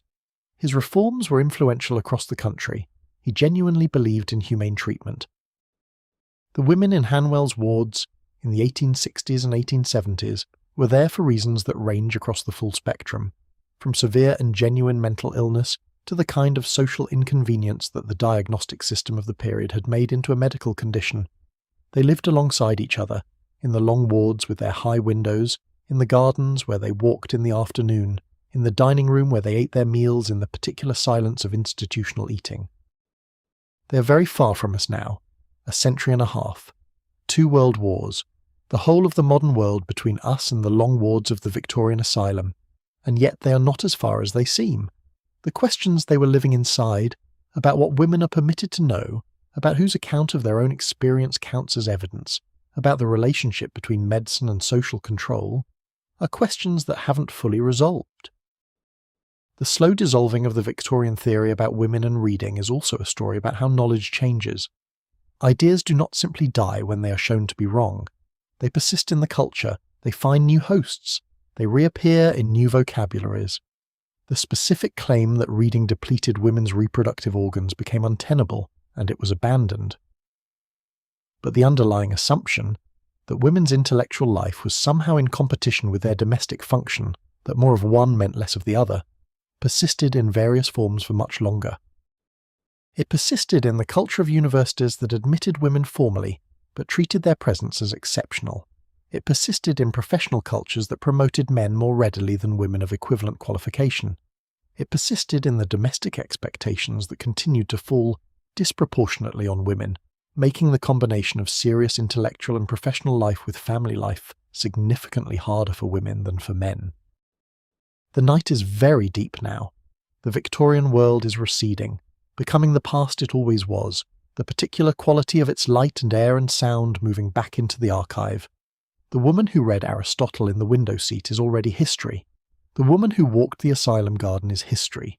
The doctor at his desk, writing his notes with a careful pen, is history. What remains is the act they were all in different ways engaged in. The effort to understand the world, to make sense of it, to find in the life of the mind something that does not simply echo back what we already know, but genuinely adds to it. This effort is what the doctors were trying to suppress. This effort is what the women were trying to preserve. This effort is what we're engaged in now, in the quiet of the night, with no deadline and no supervision, exactly as we please. Unknown fact. The history of the clitoridectomy performed by Isaac Baker Brown, the Victorian surgeon who operated on women he believed were suffering from excessive masturbation, a condition he associated with, among other causes, reading improper literature, is a particularly stark illustration of how the theory of women's intellectual and nervous life could become embodied in surgical violence. Brown performed the operations in his private clinic in London in the 1860s, without the knowledge or consent of the women's husbands and guardians in many cases, and certainly without the knowledge or consent of the women themselves in any meaningful sense. He published a book promoting the procedure in 1866. He was expelled from the Obstetrical Society of London in 1867, not primarily because of the operations themselves, but because he had failed to obtain the consent of the families. The expulsion of Baker Brown is often cited as evidence that the Victorian medical establishment had limits. This is true, but the terms of the expulsion are instructive. The objection was procedural, not substantive. The operation itself, performed with proper consent, was not condemned. The claim that excessive reading or inappropriate intellectual stimulation in women could produce nervous symptoms serious enough to warrant surgical intervention was not refuted. Only the failure to obtain consent was punished. The slow dissolving of the Victorian theories about women and reading was not a single event. It was an accumulation of contradictions. The women who educated themselves and did not die, the research that failed to find the predicted damage, the medical dissenters who published contrary evidence, the political changes that made it increasingly awkward to argue that women were constitutionally unfit for intellectual and civic life. Each of these was a small erosion of the theory. None of them, alone, was sufficient. Together, over decades, they wore it down. The Lunacy Act of 1890, passed in the same decade that saw the founding of the Women's Franchise League and the first serious debates about women's suffrage in Parliament, tightened the procedures for certification, required a judicial order for long-term detention, and provided more formal recourse for patients who believed they had been wrongly committed. It did not undo the damage already done. It did not compensate the women who had spent years in asylums for the crime of being inconvenient. But it represented a shift in the legal culture, a recognition that the process of committing someone to an asylum required more accountability than the Victorian system had demanded. Unknown fact, the asylum reform movement of the late 19th century was not purely altruistic. Some of the pressure for reform came from the medical establishment itself, which was concerned that the perceived overuse of certification was damaging public trust in the asylum system and, by extension, in psychiatry as a profession. The argument that certification was being used for non-medical purposes, to confine inconvenient relatives, to manage domestic conflicts, undermined the claim that asylum medicine was a genuine science with genuine diagnostic standards. The reformers who argued for tighter certification were, in part, arguing for the credibility of their own profession. This is not a story with clear heroes and villains, much as it might seem to lend itself to that structure. The doctors who certified women were not, all of them, cynically aware that they were serving social rather than medical purposes. Some of them were. Some of them were genuinely trying to help, within a framework that made certain interventions visible as helpful and others invisible. The framework was wrong.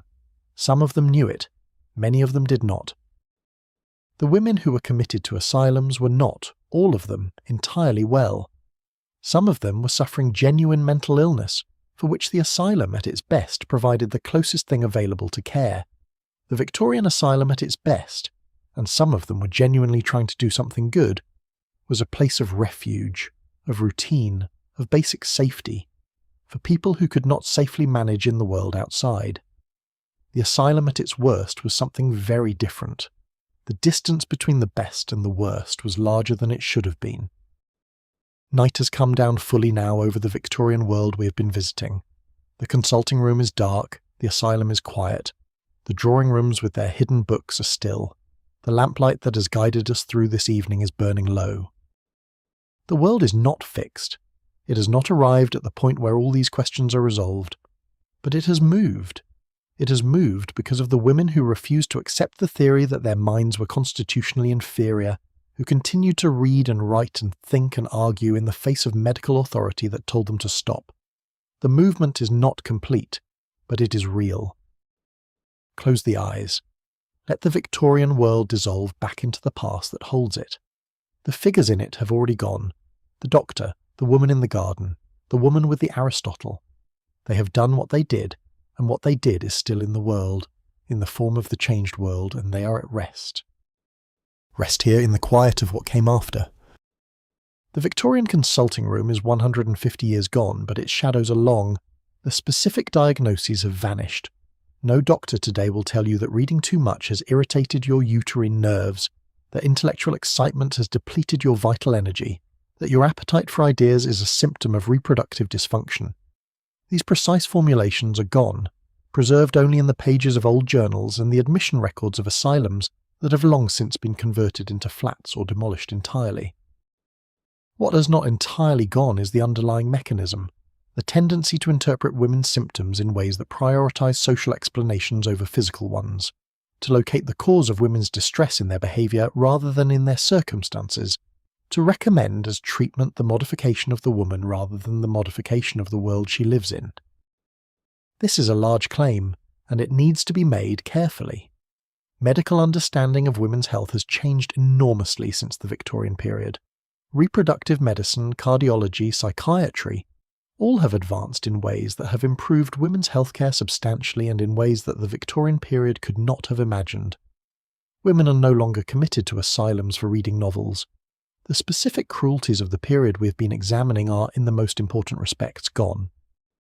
But the pattern persists, in subtler forms. Studies conducted in the late 20th and early 21st century have consistently found that women's reports of pain are taken less seriously than men's reports of equivalent pain. Women are more likely to be told that their symptoms are psychological when they are actually physical. Women with autoimmune conditions wait on average significantly longer to receive a diagnosis than men with the same conditions, partly because their symptoms are more often attributed to anxiety or stress or lifestyle factors rather than to the underlying physical cause. Unknown fact. A study published in the journal Academic Emergency Medicine in 2008 found that women who came to emergency rooms with acute abdominal pain waited significantly longer to receive pain medication than men with the same complaint. The women waited an average of 65 minutes. The men waited an average of 49 minutes. The researchers proposed several explanations, including the cultural stereotype that women are more emotionally expressive about pain, which may lead clinicians to perceive their pain as less severe than it actually is. Hysteria as a diagnostic category was removed from the American Psychiatric Association's Diagnostic and Statistical Manual in 1980. Its descendants, in various forms, continue. Conversion disorder, functional neurological symptom disorder, somatic symptom disorder. These are conditions in which physical symptoms are attributed to psychological causes in the absence of an identifiable organic cause, and they are diagnosed disproportionately in women. Some of the patients who receive these diagnoses have genuine psychological conditions. Some of them have organic diseases that have not yet been identified by available diagnostic technology.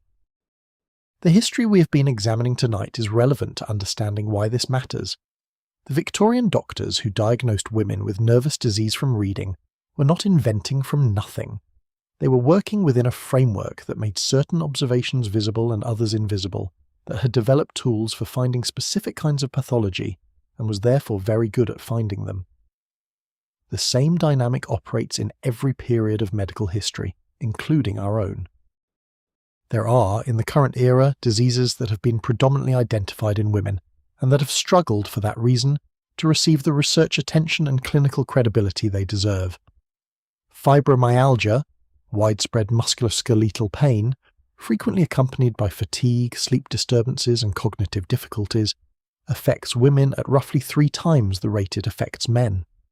For much of its diagnostic history, it was treated with skepticism by the medical establishment, attributed to psychological factors, its sufferers told in various ways that their symptoms were not real in the way that symptoms of physically identifiable conditions were real. The Victorian echo here is not exact. The diagnosis of fibromyalgia is not equivalent to the diagnosis of nervous disease from reading. But the pattern, the skepticism about women's physical symptoms, the tendency to attribute physical complaints to psychological or behavioural causes, the recommendation of reduced activity and reduced stimulation as treatment, has a family resemblance to what we have been examining all night. Unknown fact, research published in the journal PLOS One in 2021 analysed the language used in medical records when describing male and female patients with the same chronic pain conditions. The language used for female patients was significantly more likely to include words suggesting that the pain was psychological or subjective, while the language used for male patients was more likely to describe the pain as a physical fact. The study was conducted in a single hospital system in the United States, but the researchers suggested their findings were likely to be representative of broader patterns. We are moving toward the end of our evening now. The Victorian world is far behind us, but not entirely gone. The woman in the asylum garden has become the woman in the waiting room, the woman whose GP has suggested that her symptoms might be stress-related, the woman whose referral for further investigation has been declined on the grounds that her presentation is consistent with anxiety. She is not the same woman. The world she lives in is incomparably better in so many respects, but she's not entirely a different woman either. The other thing the past left behind is harder to quantify and more consoling. The women who read in secret, who educated themselves against medical advice, who argued with their doctors and were committed and came out and argued again, they left something behind too. Not just the changed world, though they did leave that. They left the precedent, the demonstrated fact that women's intellectual life, pursued freely and seriously, does not damage them. That a woman reading past midnight is not in danger.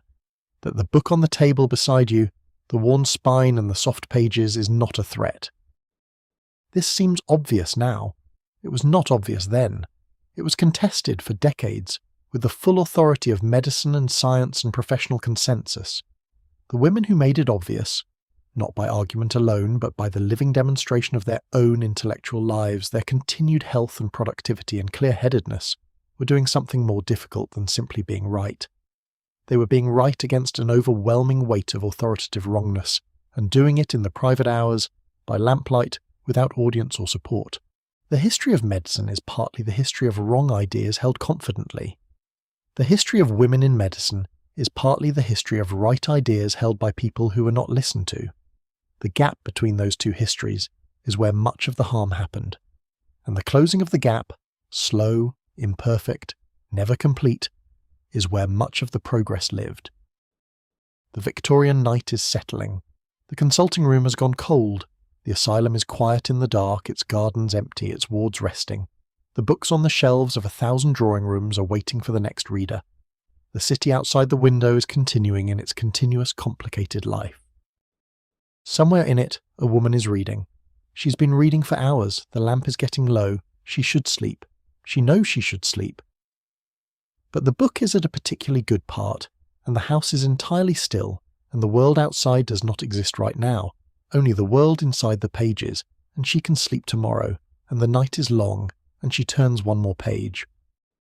She is perfectly fine. Unknown fact, the history of the term hysteria itself extends back to ancient Greece.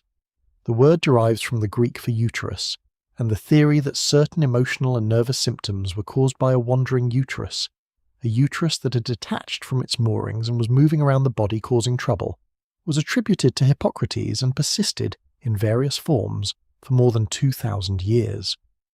By the Victorian period, the wandering uterus had been replaced by more sophisticated anatomical theories, but the fundamental assumption that women's emotional and nervous states were governed by their reproductive organs had not changed.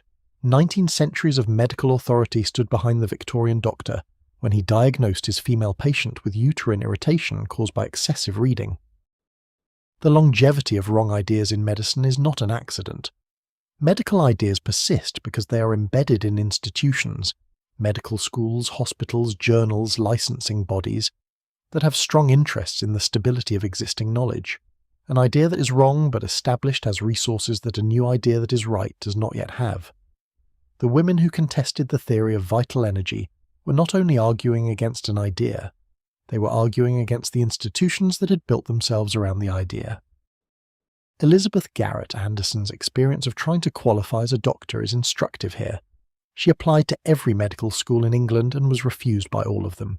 She found a loophole. The Society of Apothecaries had not explicitly excluded women from its licensing examination, and trained privately with the cooperation of sympathetic professors, sat the examination and passed. The Society of Apothecaries promptly changed its rules to prevent any woman from doing the same thing again. The institution's response to the successful challenge was not to open the doors but to close them more firmly. She eventually qualified through the Paris Medical Faculty, returned to England as a qualified physician, and spent the rest of her career building the medical infrastructure that made it possible for women to qualify in England. The London School of Medicine for Women, founded in 1874, and the New Hospital for Women, founded in 1872, where women could be treated by women, physicians and women medical students could train. She worked not around the institution but toward building a parallel institution, in the full knowledge that parallel institutions eventually become the main ones, or force the main ones to change. Unknown fact: the letters that Elizabeth Garrett Anderson wrote throughout her campaign to qualify as a physician are a remarkable record of patience and anger held in careful balance. She was, by all accounts, extraordinarily controlled in her public presentation, precise, courteous, unwilling to give her opponents the satisfaction of an emotional response that would confirm their theories about women's constitutionally unstable nervous systems. Her private letters tell a different story. She was furious, and she allowed herself to be furious in private, and she used that fury as fuel without allowing it to appear in the context where it would have been used against her.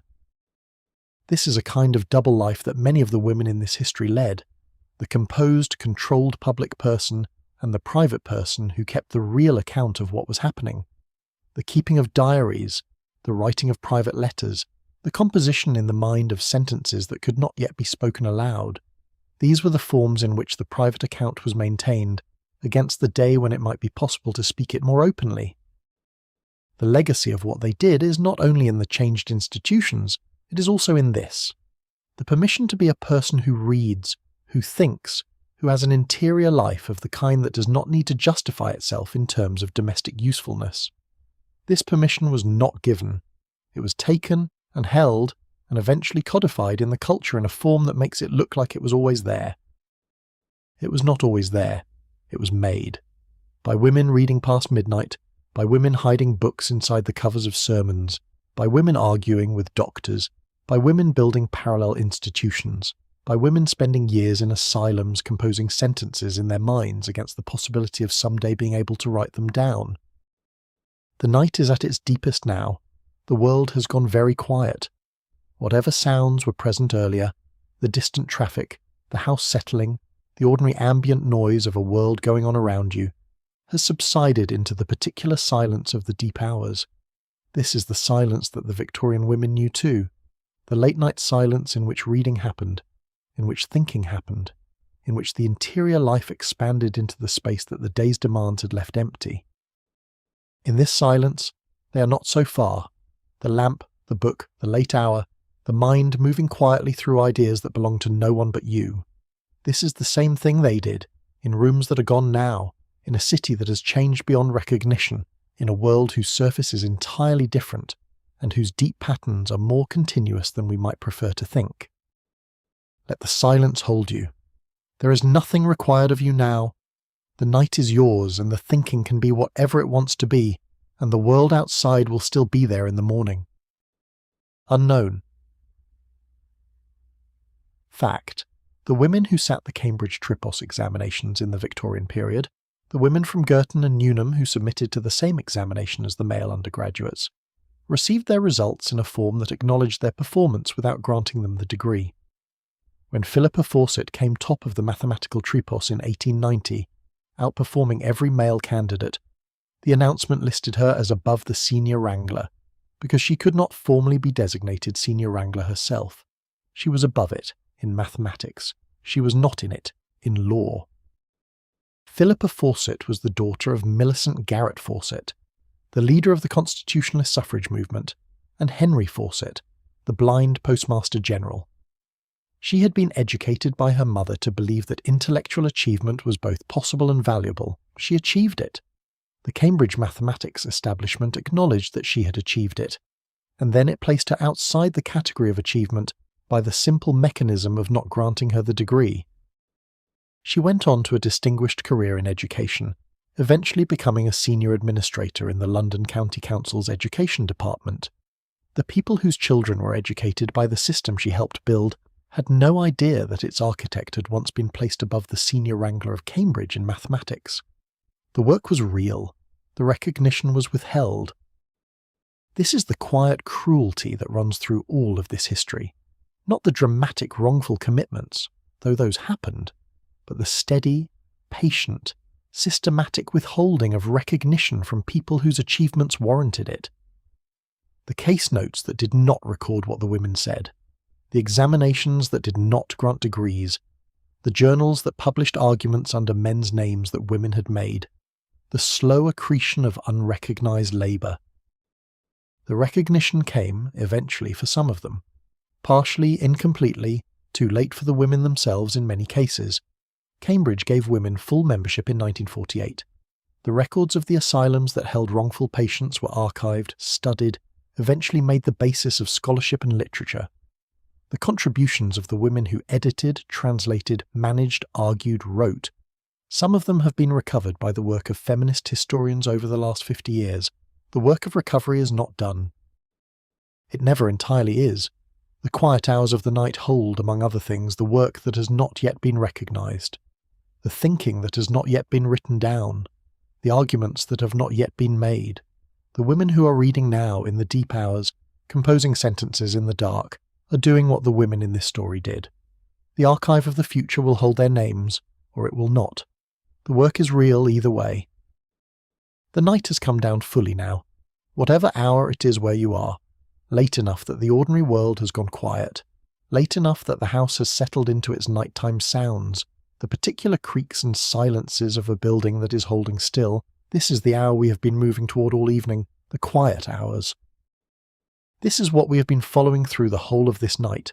Not only the Victorian history of women and reading, not only the doctors and their wrong ideas and the women who outlasted them, but the particular quality of this time, the hours after midnight, or approaching midnight, when the day's demands have finished and what remains is simply this: the mind moving gently through whatever it chooses to move through, unhurried, unsupervised, entirely itself. The Victorian doctors were afraid of this. The specific fear, the disrupted reproductive organs, the depleted vital energy, the inflamed nervous system, has a different form when you look at it from this angle. What they were afraid of was precisely this quality of the late hours. The woman who reads past midnight is, in this hour, accountable to no one. She has finished her duties, the household is asleep, her time is completely her own. She is, for these hours, simply a person who is reading, and the particular social construction of her gender, the expectations and performances and self-suppressions that Victorian life required of women, is temporarily irrelevant. This is not a small thing. The late hours are one of the few spaces in the Victorian domestic arrangement that belonged to women in a way that the day did not. The day was structured, claimed, full of demands. The night was different. In the night you could be alone with your book and your lamp and your thoughts, and no one was watching. Unknown fact: A study of Victorian women's diaries found that entries written late at night, identifiable by internal references to the time or to the lateness of the hour, were consistently more candid than entries written during the day. Women wrote differently when they knew they were writing in privacy, in the hours when the household was asleep. Their nighttime writing was more honest about their intellectual life, their frustrations, their ambitions, their private assessments of the people around them.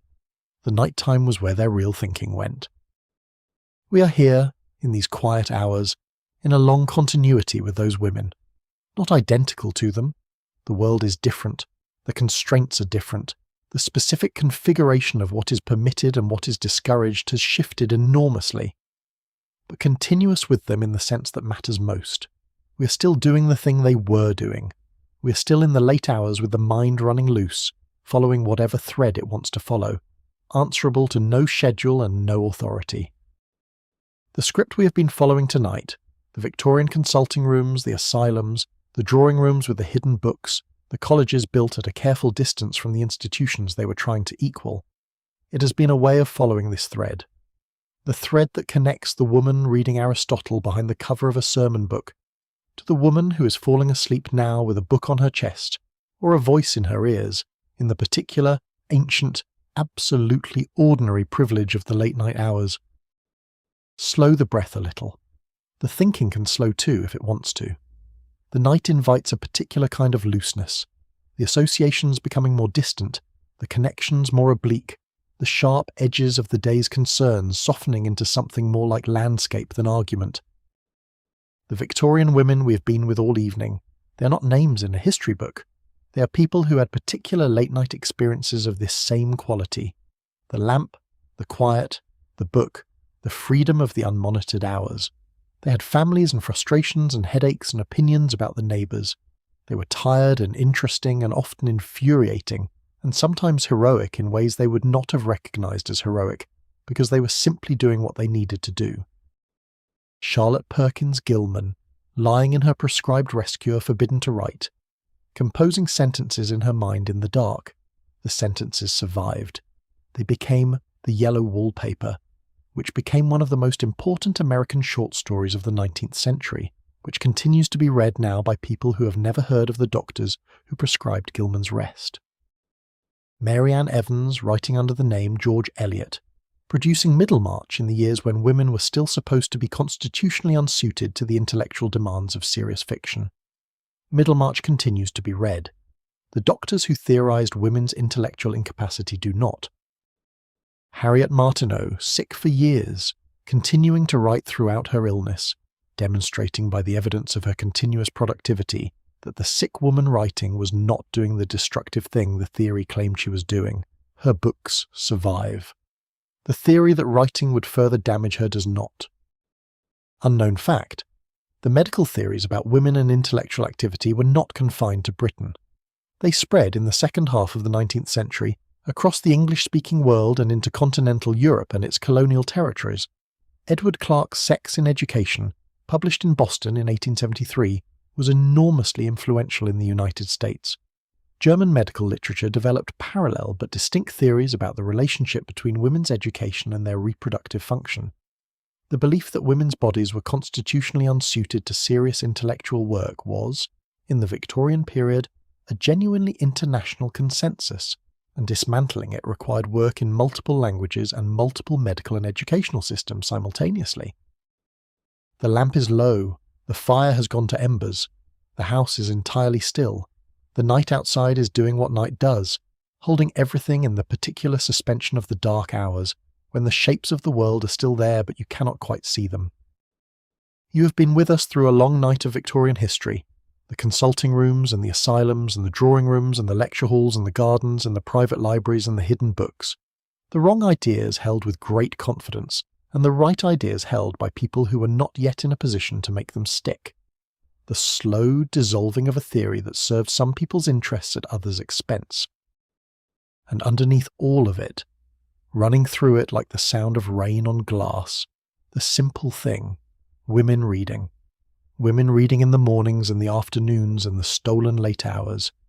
Women reading what they were told not to read, and what they were told was safe, and what they found for themselves in the lending libraries and the drawing rooms of more tolerant friends. Women reading and not being destroyed by it, and continuing to read. The thinking is slowing now. This is the natural movement of the mind towards sleep, the narrative loosening, the specific details becoming less important, the general quality of the evening settling over everything like dust settling after movement. The Victorian consulting room is very far away. The night is very close. The breath is slower than it was an hour ago. Let the breath slow a little more. The body knows how to do this, how to release the day's tensions in the particular order that sleep requires. The muscles letting go one group at a time, the hands uncurling, the jaw softening, the behind the eyes going quiet. The women in the Victorian drawing rooms are asleep now too, long asleep, the kind of sleep from which there is no waking. But they were here with us for a while tonight. The woman with the Aristotle, the woman in the asylum garden, the woman reading past midnight while the lamp burned low. They were here, and they were real, and the night was theirs, and whatever the doctors said, they were perfectly fine. Let the thoughts drift now. Let them go where they want, unstructured, following their own oblique paths. The Victorian history will still be there in the morning if you want to look at it. The names will still be there, the stories will still be there. For now, only the quiet, the house settle around you, the night continuing in its ancient, patient way, the breath going in and out in the particular rhythm that is yours alone, that has been yours since the first moment of your life and will continue until the last. The lamp goes out. The room is dark except for the particular darkness of a room where someone has been reading, where the books are on the shelves and the chair is still warm. Sleep well, the night is long and gentle and entirely yours. Unknown fact, there is a direct line between the Victorian rest cure and the modern understanding of burnout.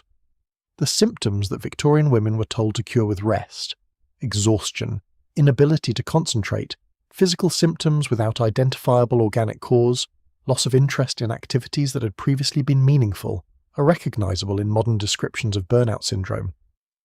The treatment recommended in both periods has sometimes been similar: rest, reduction of demands, withdrawal from the activities causing stress. The difference is that modern understanding places the cause of burnout in the demands of the environment, while the Victorian rest cure placed it in the constitutional inadequacy of the individual, specifically the female individual. This shift in where the cause is located, or in the environment or in the person, is not a small one. If the cause is in the environment, the treatment is to change the environment. If the cause is in the person, the treatment is to change the person. The Victorian theory consistently located the cause in the woman, not in the demands being made of her.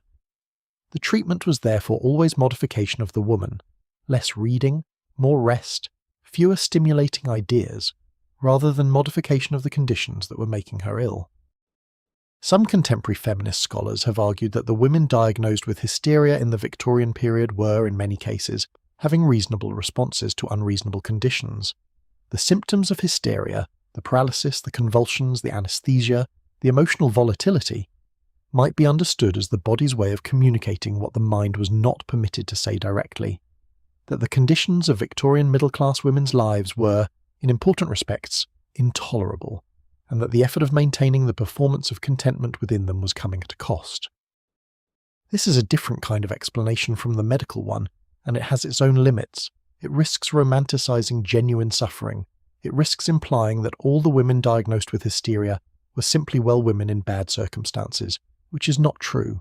But it illuminates something that the medical explanation leaves out, that the conditions of the life were themselves pathological, that the world that produced these symptoms was not a neutral environment that some constitutionally fragile women were unable to cope with, but a world that was structured in ways that generated suffering. Unknown fact: the women who were committed to asylums in the Victorian period and eventually discharged faced a particular challenge on re-entry into ordinary life. The period of their absence required explanation. In a world where social reputation was closely monitored, the gap created by a spell in an asylum, the weeks or months or years unaccounted for by any socially acceptable narrative, was itself a kind of permanent mark. Some women managed it by retreating from social life. Some managed it by moving to a different part of the country, where their history was not known. Some did not manage it. The women who wrote about their experiences in asylums, who converted the gap into a text, a narrative, a piece of evidence, were doing something more than personal testimony. They were inserting their own experience into the official record that had, during their confinement, been entirely produced by the institution. The diagnosis, the admission record, the case notes, the discharge record, all of this was produced by the doctors and the administrators. The woman's own account, where it survived, is a counter-record. The same events narrated from inside rather than outside, with a completely different assessment of what was happening and what it meant. This is the most fundamental political act in the whole of this evening's history, the act of narrating one's own experience, of insisting that one's account of what happened to you has standing alongside the official account. The women who kept diaries in asylums, who wrote letters, who published memoirs after discharge, were not only recording what had happened to them, they were asserting the basic epistemological claim that they were the authorities on their own experience, that their account was not merely a symptom to be noted in a case file, but a genuine report on a genuine reality. This claim seems obvious. It is not, in practice, always conceded. The history we have been examining tonight is partly a history of the refusal to concede it. Let the breath settle now. The deep hours are here, the hours that belong to no one's schedule.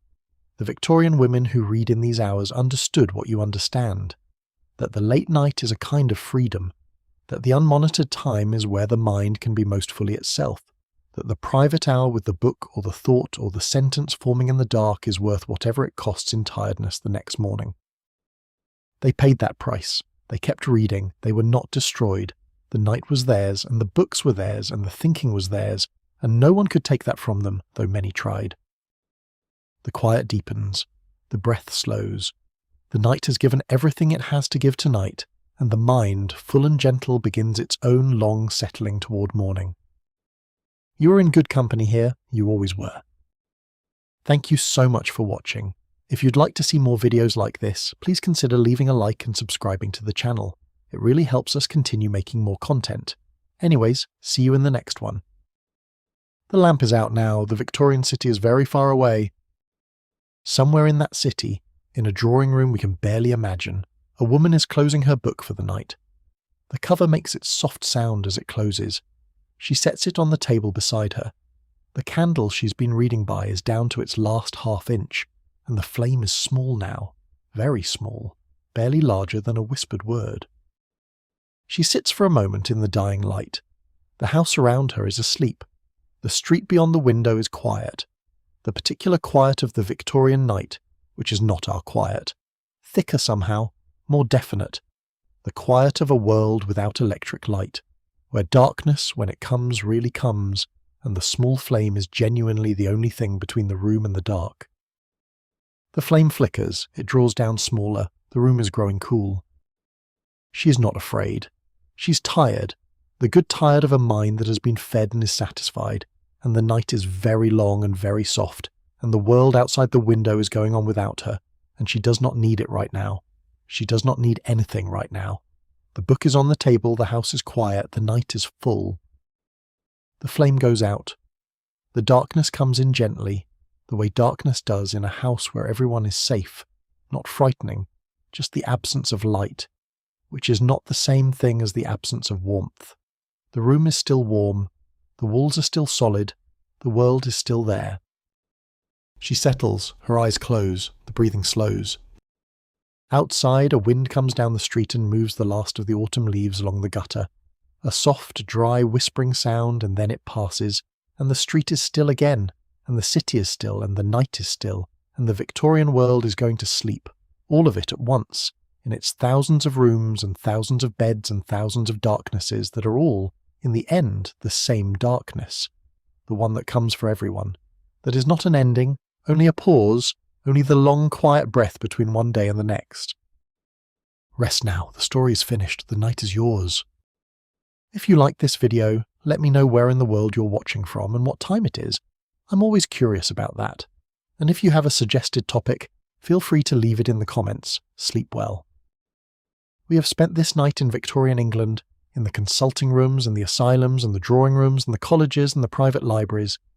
We have been with the women who read and were told not to, who thought and were told they could not, who argued and were told they were wrong, who persisted and were eventually slowly, not entirely, vindicated. The history we have been moving through is not only history, it is an ancestry. The women who read past midnight in the Victorian period, who hid Aristotle inside sermons, who composed sentences in asylum wards, who argued in the pages of the Fortnightly Review, they are the ancestry of every person who takes seriously the life of their own mind, who values the late-night hours, who finds in books and in thinking something that cannot be entirely reduced to its social function. You are one of their descendants, not necessarily in blood. In the more important continuity, the continuity of the practice, the habit, the refusal to accept that the interior life is less real than the exterior one.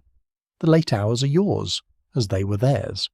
The book or the voice or the thought running loose in the quiet of the night is yours, as it was theirs. Let the thinking slow now, the way it does when the night is very deep and the body is very tired. The associations become softer, the edges of things become less sharp. The whole elaborate Victorian world we have been inhabiting recedes, becomes what it always was, the past, held in the amber of history, real and gone.